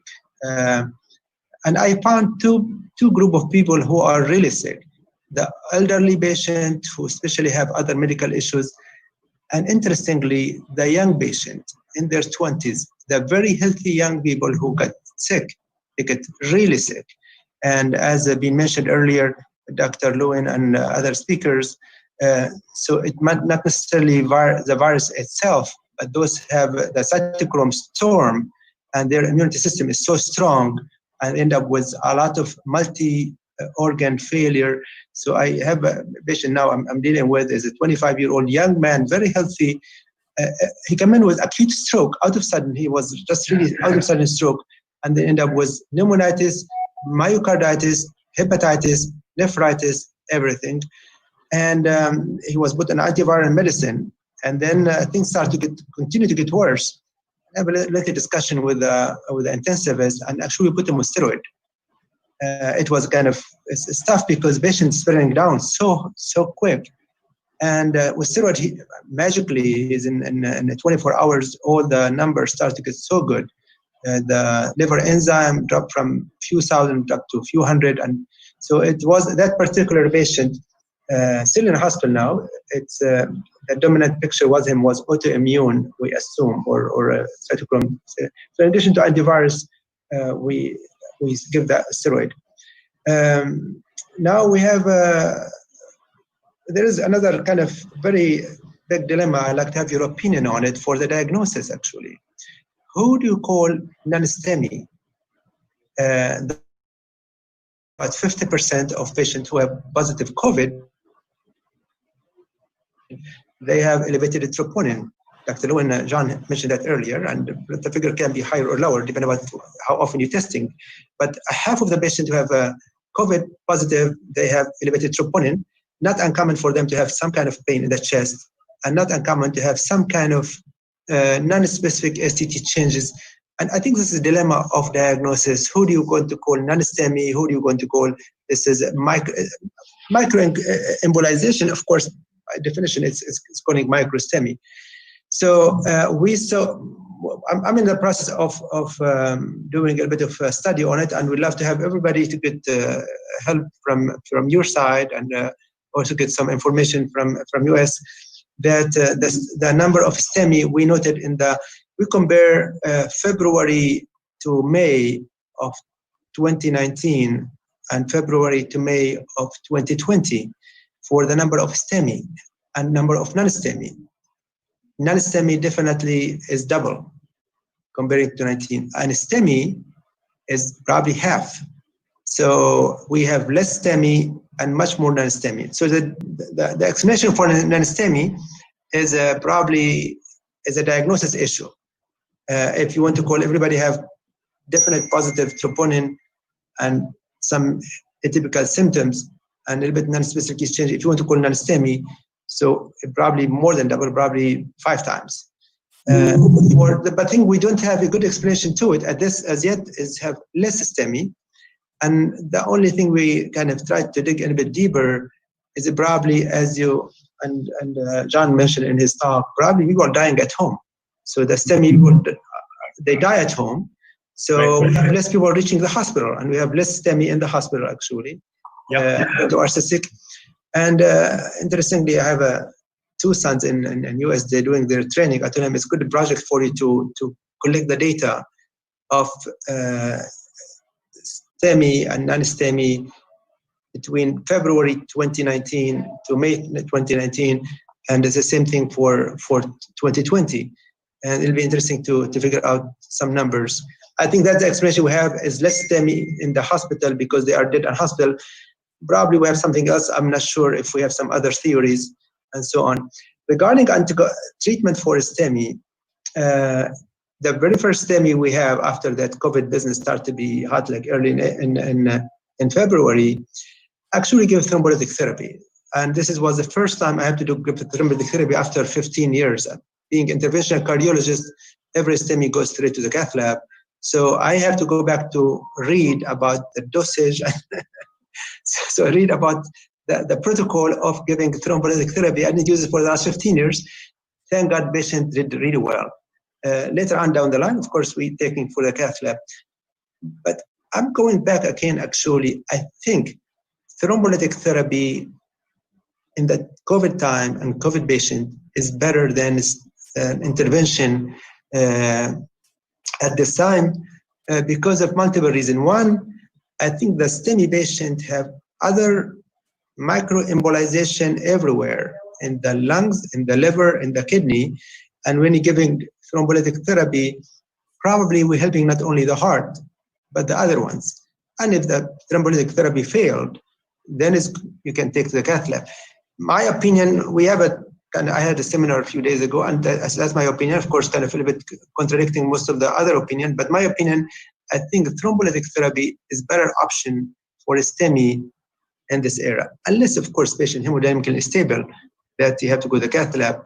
But vast majority of patients, I think we're treating multiple organs by thrombolytic therapy. And for the patient who have no STEMI or non-STEMI, every patient in the hospital put them on aspirin or Blavix, put them on low molecular weight heparin, and we put them all on atorvastatin unless they have abnormal liver enzymes. And most of the patients, they're doing really well. They recover very well, actually. I just deal with a cardiac patient, but from what I see from our hospital, they seem to be very good outcome, and the mortality rate is extremely low. So we start antithrombotic, anticoagulation, antiplatelet early. We give statin to everybody, and we give vitamin C to everybody, and that's debatable, I'm sure. And there are some other recipes they give in the hospital. The chloroquine we don't give anymore. It was given in the beginning, but we stopped using chloroquine. They use antiviral for the very sick patient. So that was going on in Emirates at this time. And now things open up now. I mean, we have about a month complete lockdown. If you have to leave the house, you have to have really permission. The only medical staff were allowed to be in the street. Everybody else have to be locked down. In Dubai, you may know, there is a lot of cameras everywhere in the street. And if you are out in the street, you got a ticket. So they enforced really the lockdown very hard. I mean, you go to one of the main road in town is called Sheikh Zayed Road. Usually 1 million traffic, 1 million car every day. You take picture of that street, there was 2 or 3 at a time. So there was a very enforced lockdown. When they did it really very tough. A lot of tickets for everybody who doesn't doesn't follow the orders. And at the end, now we are coming down. Actually, everything opened back again, and we have only probably 100 cases a day, and things coming down. In hospital, actually, we now release back. We have several floors to be COVID. Now we are cutting down to probably 3 only, and the rest of them back to medical service. So things getting better here in Dubai. Thank you, Dr. Actually, you are doing great job. Now, coming back to Dr.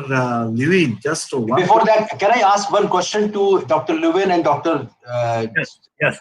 And also Dr. Mkedas. So, in India, in our Apollo hospital, we have a set of guidelines which are approved for the COVID patient. I'm not talking about STEMI. I'm talking of COVID patient in general.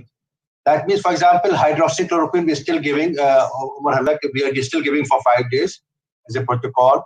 We are not giving anything else. I told you that remdesivir was not available until today. I think soon, within 1 or 2 days, will be available because it's patented by Glide company. I wanted to know what is the protocol in your place. Suppose a doctor who is treating COVID-19 in India, should we actually go only with a guideline for Indian Council of Medical Research, or you can try some empirical treatment on yourself without any? Dr. Mkedas, what do you think? Because sometimes something can hit and the patient who is dying, I'm not talking of Ayurvedic medicine as of now. I'm talking of that those you always can give. But sometimes without naming them, for example, you want to use extra plasma treatment. You already done 1 to 2 doses, and it's the guideline that further it may not be required. So should we really stick to the guideline of ICMR, or for example, hydroxychloroquine 5 days is done, patient is still very serious. Can we continue HCQS or not? Yeah. Okay, the thing is that, and then I will request Dr. Jack Levin to tell what is going on, and then Omar Alek. Yeah. Okay. So far, our protocol is concerned, we are following the ICMR guideline, but it is mostly for preventive side. No, I'm not talking. My question is, if the guideline is saying something else, a person who's treating the COVID-19, the patient is sick on ventilator, we have done everything. For example, we have done plasma therapy. That is recommended only for 3 times. You can do it, and then it's not recommended. if somebody wants to further do it further, can we go ahead, or we have to really be, or we'll be sued that you are doing something which is not in the ICMR guideline? This is what I want to know. From our side, actually, we are not recommending the chloroquine because of two facts.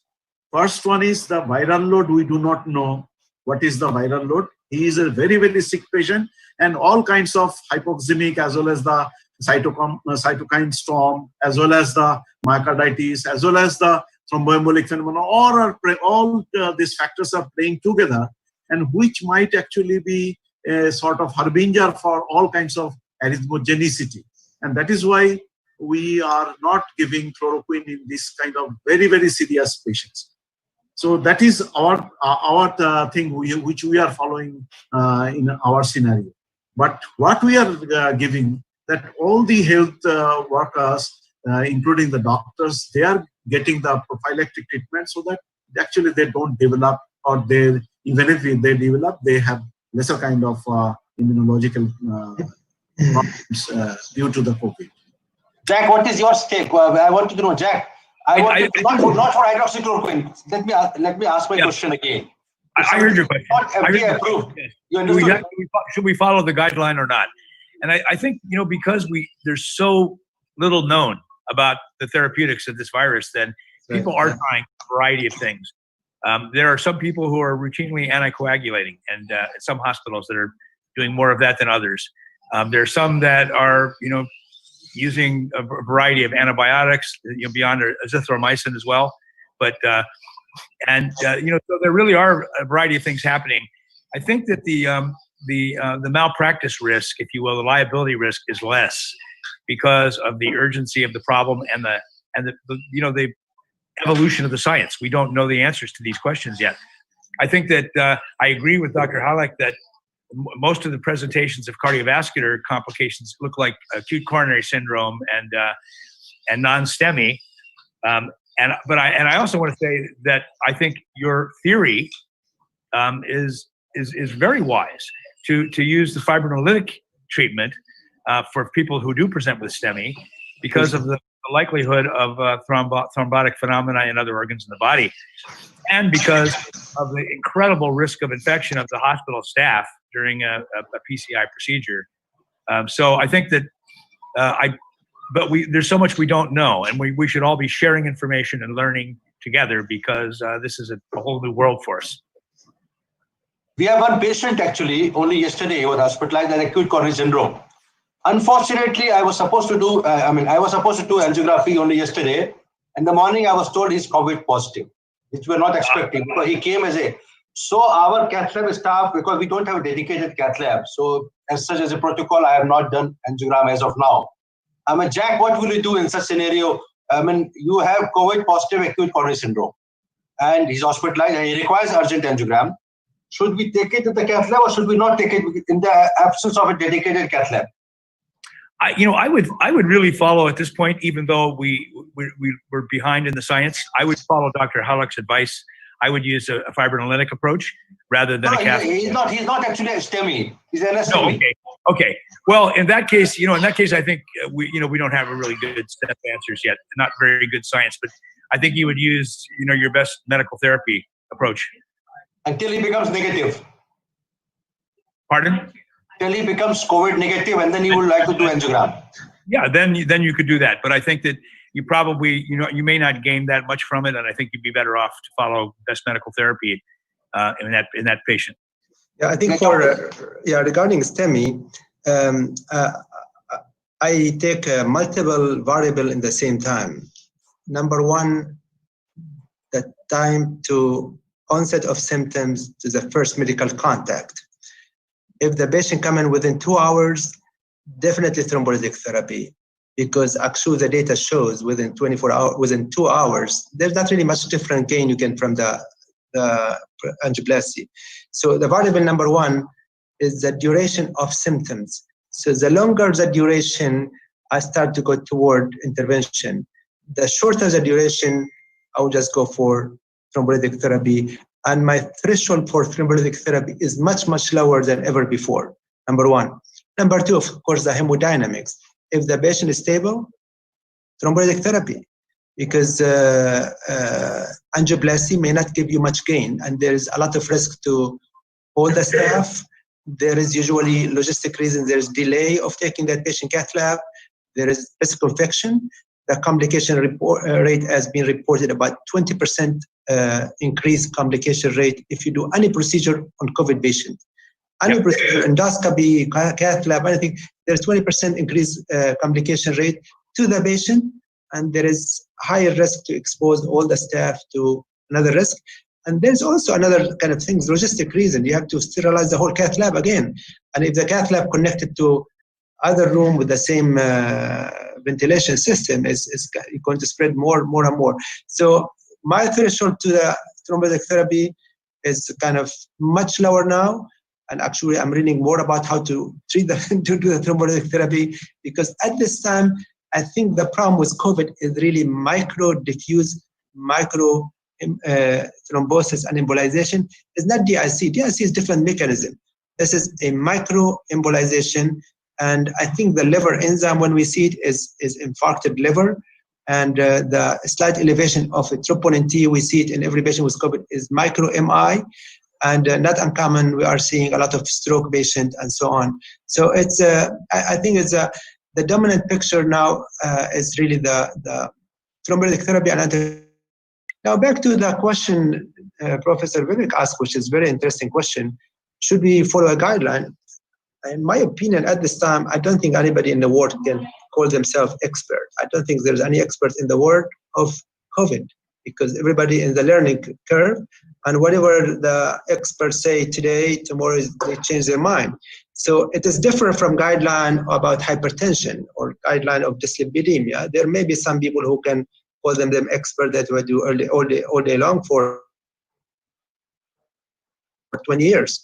But this COVID business, I don't think there's anybody can claim they are experts. Matter of fact, there's unfortunately everybody in the world call themselves expert now. Everybody in the dermatologists, they think they are expert in COVID and all kind of recommendation. But a real expert, I don't think anybody there.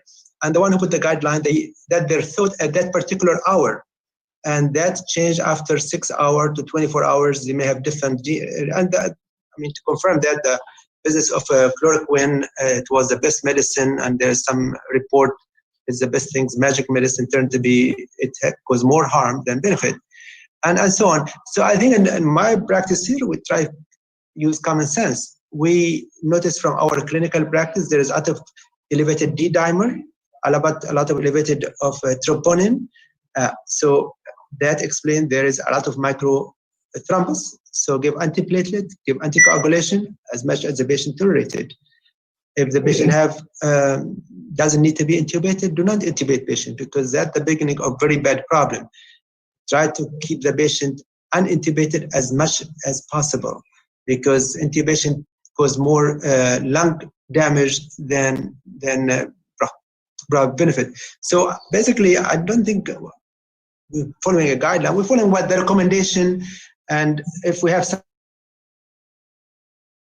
somebody have real big series somewhere in the world, they found some good result with particular things like atorvastatin. Atorvastatin, there's some report it may work. Matter of fact, I'm now working on a project to see if PCSK9 inhibitors have some effect. And it would be great if we can collaborate with John and with Vivek and Dr. Das and everybody, if we can pull our data together. Patient, the way I'm kind of working on the study, we love to work together on it. Patients who are on PCSK9 inhibitors, and very easy to catch those patients, do they have more infection comparing the other, more positivity comparing to their matching group, and do they have more hospitalization or mortality? I think will be very interesting, a very hot topic to discuss and come up with some idea. There's a few other ideas. I think the time is running out, but there's a few things probably we'll have some other meetings to discuss. I have a lot of in my mind. You'll come again on Thursday. You'll come again on Thursday. You can discuss on that Thursday. Great. Well, yeah. Yeah, I mean, it has been really good conference today. But stay back. Our friend from Pakistan would like to speak. Then I will request again Dr. M.K. Das to start coordinating, because Doctor, as you were talking that After Dubai, like to have Dr. Abdul Rashid Khan to just speak about 3 minutes about what is going on and what is the planning in Pakistan. Thank you very much, Vivek Gupta, for inviting me to this August meeting. Actually, still in Pakistan, the cases are on the rise. And although the reason may be because we have started more and more cases, and the more cases are being tested, so the more cases are behind. We have crossed more than 1,500 deaths, and more than 70,000 patients have been found positive. But the good thing is that there are a good number of patients who are improving as well. More than 25,000 patients have recovered fully. Today, two of the companies in Pakistan have launched the injections of remicade antiviral without costing about 20,000 rupees a day, and they will costing about 10 to 12 dosage.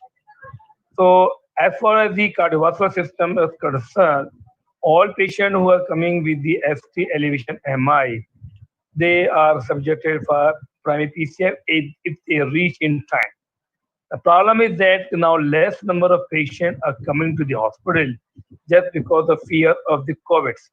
And so we actually don't know the number of cases have dropped considerably in the setup where the primary PCI is being done.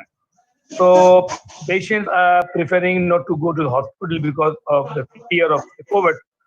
So that and rather they are going to the places where the intervention is not being done.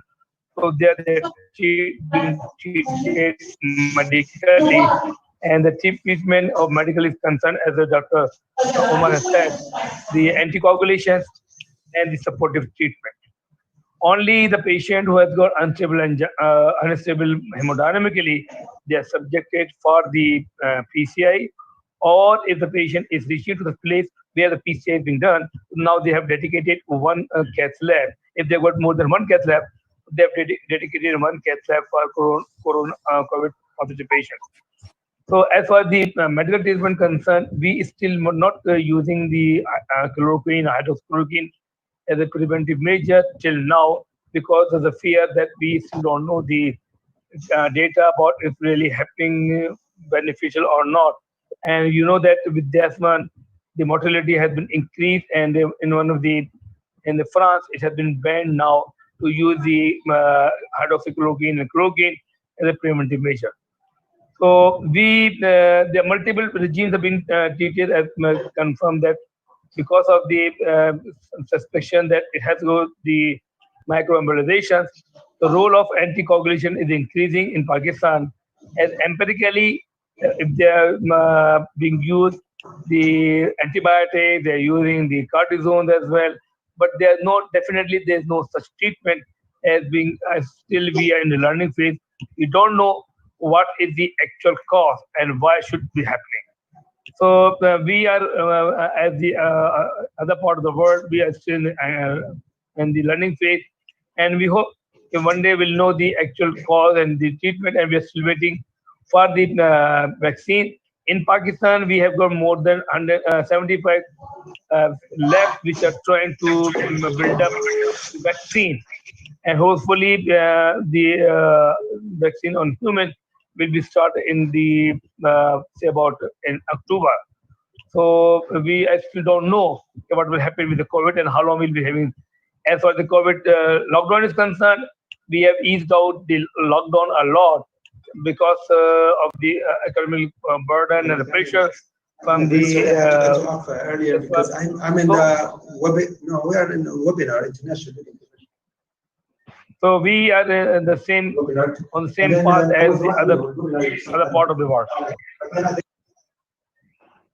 Okay, Dr. Yashpal Sharma would like to comment, and then Dr. M.K. Das would again, because he has to coordinate everything. But Yashpal is waiting for a long time because he's very proactive for thrombolytic therapy, even for cardiogenic shock. What do you say?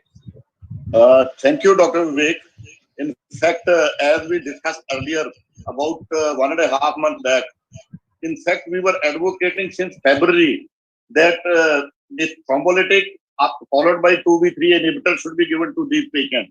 Because fortunately, we have experience from COVID-1, MERS-1, H1N1, that patient who are having sepsis or otherwise in cardiogenic shock, if you treat the comorbid diseases, the patient outcome is better. So basically, it was our strategy which we were following from 2011 onward. All comorbid diseases, sepsis, renal failure, everything has to be treated. Otherwise, when a patient goes to the cath lab without this one, some patients are having pneumonia or otherwise, as I told earlier also. So it is really very good to listen that whole of the world has started thrombolytic for sepsis and other patients. Basically, Dr. Vivek, if you know that WHO has revised its guidelines, the threshold for giving antibiotics in such patients which are hemodynamically unstable should be very low. They should be treated very aggressively with antibiotics. Basically, the patients who had high count and lymphocytes were low, the mortality was more in those cases. If you see the Wuhan series, Washington series, which has been published in NEGM. So basically, it is also that antibiotics should be given very aggressively. So if you are treating the infection as well as treating the virus, and secondly, we have communicated to NEGM, and this is also published in BMJ also. Albumin is an antiviral agent. If we are giving albumin to these patients 4 or 5 days, they become negative after 5 or 6 days. We have treated about 10 patients of COVID here, including children with very low ejection fraction, 10-15%. Their ejection fraction also improved. So this is our discovery. Basically, there is novel, innovative therapy of giving albumin in sepsis and in viral. As you know, we had a communication, this one regarding this earlier also, when there were patients. So basically, it is such a good thing. So I will just tell about the hydroxychloroquine. It is very much good for healthcare workers. If you are giving it to the COVID patient where myocarditis is there, the chances of arrhythmia is more.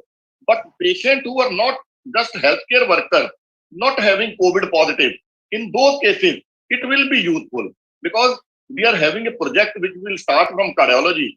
Cardiologists should always be there for giving hydroxychloroquine. As you already said that QTC dispersion should always be seen. And those patients who are having cardiac problem, they should be screened. They should not be given left and right this hydroxychloroquine, even prophylactic. So basically, other drugs coming, as you said, remdesivir will be coming. Hopefully, vaccine will also come. We have to take all precautions, all medications. Solidarity trials are going on. So this is that our threshold for taking to the cath lab should be very low. And if we have thrombolysis followed by 2B3 inhibitor, 99% and giving maximum medical therapy, they do not need any emergency angioplasty. This is our experience, which we have sent to Indian Heart Journal also. And by this, we could reduce the mortality of acute coronary syndrome, including cardiogenic shock, including comorbid diseases, to the least in the world. So just my humble submission that thrombolysis followed by 2B3 inhibitor should be tried in all.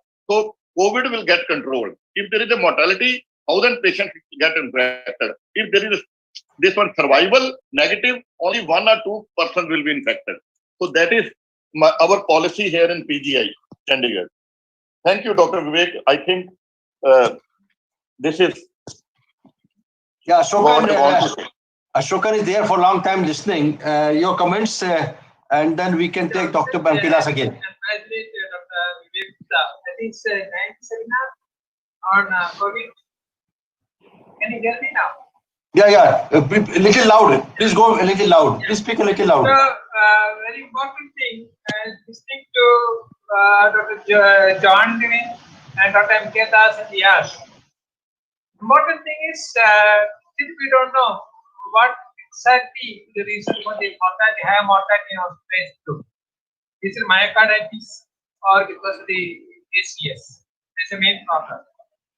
If patient has STEMI and has no other systemic involvement like pneumonitis or hypertension or cytokine storm, then the dilemma starts. Which antiplatelet drugs we have to use? I think now there is a tendency to using prasugrel rather than clopidogrel ticagrelor in this situation. But there are few cases of stent thrombosis. Those are done with other antiplatelet drugs in COVID patients. And these are cases studies published from Spain. I think because there is interaction with clopidogrel ticagrelor with antiviral drugs. I think the drug of choice should be lansoprazole rather than other antiplatelet drugs.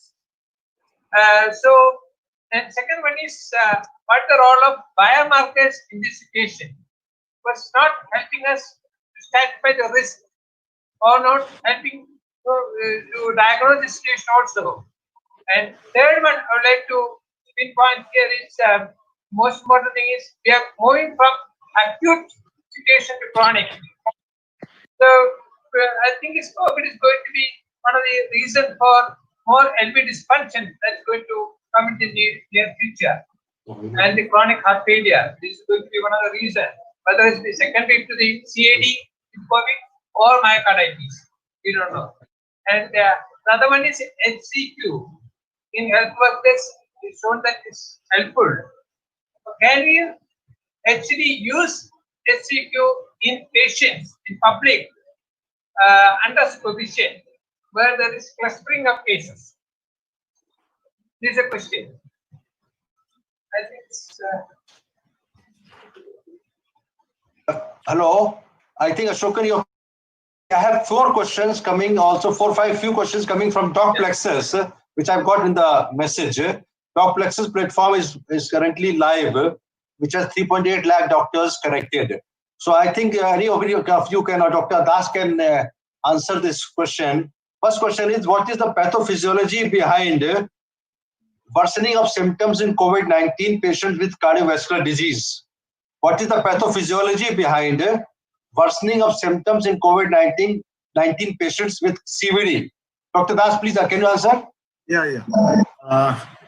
Already it has been discussed in detail so many times that most important factor that is related to the pathophysiology is the cytokine storm, or rather attachment of the virus to the AC, and then from the receptors it get internalized, and ultimately there is a huge amount of surge of the virus replication, and this genetic mechanism ultimately causes the viral load inside the myocardium. And what is more important than the cytokine storm and the immunological reactions that happen along with the whole process, they cause a lot of inflammation in the vascular system. And this vascular system, especially if it happens to the coronary arteries, then what happens? There can be spontaneous dissection or spontaneous rupture of the coronary arteries. That is why in some of the cases of myocardial infarction or STEMI, there can be a sort of normal coronary arteries because of the fact that they have actually undergone certain kind of spontaneous coronary artery dissection caused by the inflammatory mechanism. And apart from this, as it has been highlighted by Dr. Halak several times, that this thromboembolic phenomenon or the thrombotic phenomenon that happens along with the whole COVID mechanism, that is also responsible for 2 or 3 things. Number 1, it can cause the venous thromboembolism, and number 2, it can cause arterial thromboembolism, and both these are responsible for the cardiac or cardiovascular catastrophe. Now, if it happens to attack the venous system, then automatically the pulmonary embolism is one of the phenomenon which can happen to our to the cardiovascular system in the form of right-sided heart failure, acute right-sided heart failure, and ultimately there can be catastrophic phenomenon. And if it happens to the arterial side, then automatically it can involve as per the organs are involved. Now, if it happens to attack the heart or coronary arteries, it will cause the coronary artery disease or acute STEMI. And if it attacks the liver or kidneys or other organs, so accordingly the microthromboembolism can be manifested in the way, and it can also cause the cerebral arteritis or cerebral thromboembolic phenomenon, which can also cause the stroke, higher incidence of stroke. So these are some of the mechanisms which are responsible for the overall cardiovascular manifestations. But what happens during the immunological reactions induced the myocarditis? It can cause not only the pericardial effusion or pericardial even tamponade, it can also cause the dysrhythmia. So the arrhythmogenesis is another complication or another mechanism which can cause this sudden cardiac death. And all these are due to the mechanism of not only the pneumonitis causing the hypoxemia, but also caused by the cytokine storm, also caused by the viral load, also caused by the immunological reactions and the spontaneous arterial dissection or venous thromboembolism. Yeah, three more questions which are interlinked. Is ACE2 blockade, I don't know who's asked this question, a viable strategy to attenuate COVID-19? ACE inhibition can be a viable strategy to attenuate COVID-19. Well, again, this was a very controversial issue in the beginning, that ACE inhibitor and ARBs, they act through the ACE, and during COVID, there is rise in the ACE receptors, and thereby the ACE inhibitors and ARBs, which cause the rise in the ACE, the ACE receptors. So there can be interplay between the two, but ultimately it has been shown in later studies that there is actually downregulation of the ACE receptors caused by the the COVID infection, and that downregulation can be taken care of in a better way by the ACE inhibitors or ARBs, as they actually cause the increase in the ACE receptors. So in the later studies actually revealed that they can be beneficial. That is why right now all the major organizations, including Cardiological Society of India, have recommended that ACE inhibitors should not be stopped unless until it is can very be started. Yeah. If you are very much confident about your patient and your own thought process, then you can start it. We are doing it in our patients. Okay, and I think the last thing was that what are the main monitoring parameters? If somebody asks a question, it's my duty to actually read out. What are the main monitoring parameters to consider for patients who have undergone an angioplasty? I think it has been discussed that you have to continue the medicines, you have to be increasing your immunity level. Maybe I personally feel that CoQ enzyme also increases the immunity levels along with vitamin C. I would like to tell the audience here that vitamin C dosage, which has been seen to increase the immunity, is about 10 grams per day. That was a study which was there. And the normal tablet is 500 milligrams. That means I at least prescribe 2 tablets thrice a day. It's not the 1 tablet daily, 500 milligrams. That's not enough for increasing the immunity. So all cardiac patients, I advise, especially vitamin C, to the level of 6 grams per day minimum, and along with CoQ enzyme tablet, which may help in increasing, of course, controlling the blood sugar, blood pressure. That is a routine thing which everybody is doing. So this is for those patients who have undergone angioplasty or bypass surgery. I think we have, everybody has spoken, and we'll have a last comment from Dr. Jack Lubin, and then we'll have a vote of thanks coming up from Dr. Chinmay Gupta, who's my son. So I try to give him some time so that he can learn from us, and our friends Ashokan and everybody is there. So Dr. Jack Lubin, so I think you were not on video, but you were listening everything. My question is that if ivermectin is FDA approved for antiprotozoal, it's available in India. There is no human trial.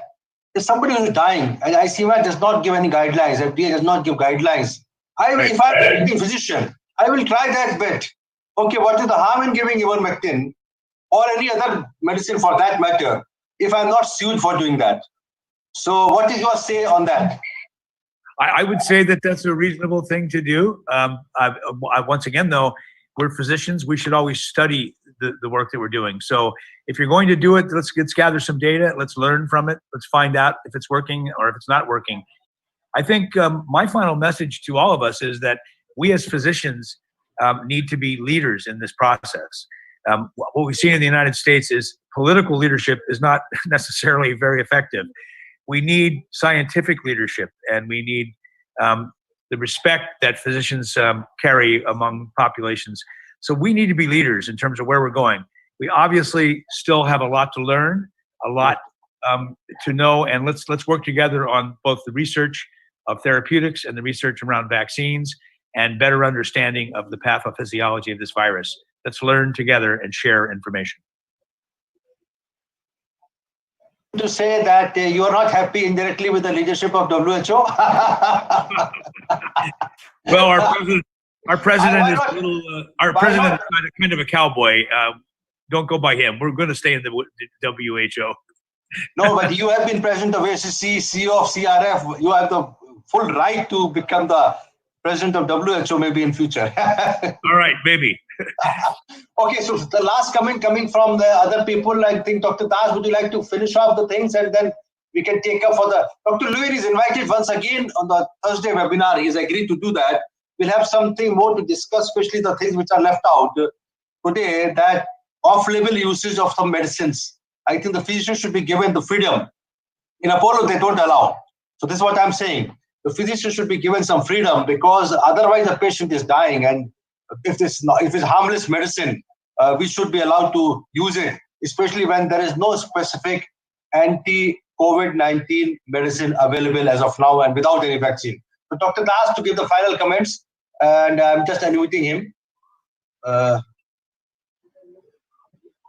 Yes. I think we have come a long way actually, so far the COVID scenario is concerned. And we have learned some of the points, though we are in dark about many points. But what is very, very important regarding this contagious disease is that it's not that very dangerous so far the mortality is concerned. Only in severe cases they are dying, and in India also the mortality is less than 3%, so that is very encouraging. I don't know whether there are certain kind of genotypic difference as compared to the Western counterparts. So that is one of the things which for all the Indians we should be very much encouraged about, that we should not be very much afraid of corona. So I wrote a poem on this particular corona episode, that corona se dar nahi. We have enough stocks to fight the stocks, to fight the hawks. So we need not be very much worried about it if we follow certain principles, and those principles are very, very simple.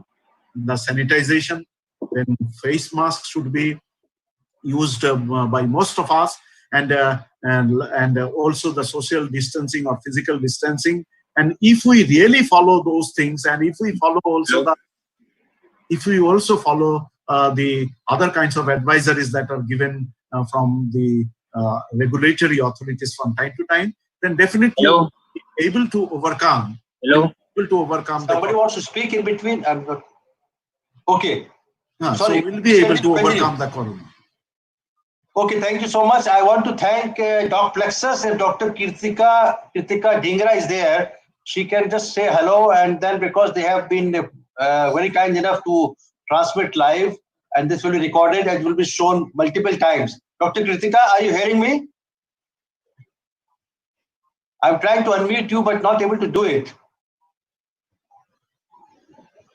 Dr. Nitin from Docplexus, I think there's some technical problem. Okay, so I think, I thank everybody for this webinar. Ashokan, nothing else to speak. We will do that in the next webinar on Thursday, and we're trying to bring Honorable Chief Minister Yogi Adityanath, if he's available.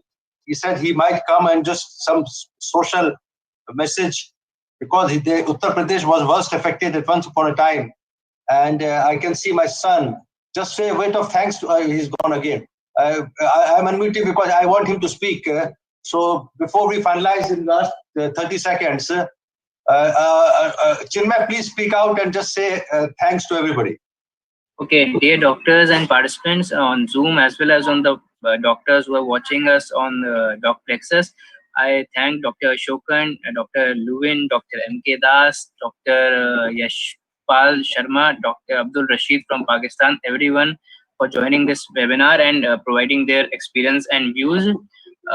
Thank you so much. I'm really glad to attend this webinar.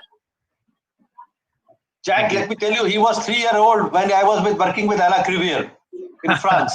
And he was a student of French school at that time. Very good.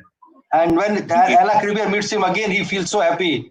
He was here in India for Hyderabad Live, and then we keep meeting in Europe this year. I don't know when the conferences will start. It's something I think even the next year we are not too sure. Greg Stone was, last week he was there live. He said TCT is cancelled and cancelled. That means they're not doing in February, March. If at all they will do in, of course, next September. So thanks everybody. We have to keep meeting on webinar, of course, unless we start meeting again on conferences. Thank you too, Vivek. Thank you very much. And we meet again on Thursday. Thank you very much. Namaste to everybody. I'm finishing off. Thanks to everybody.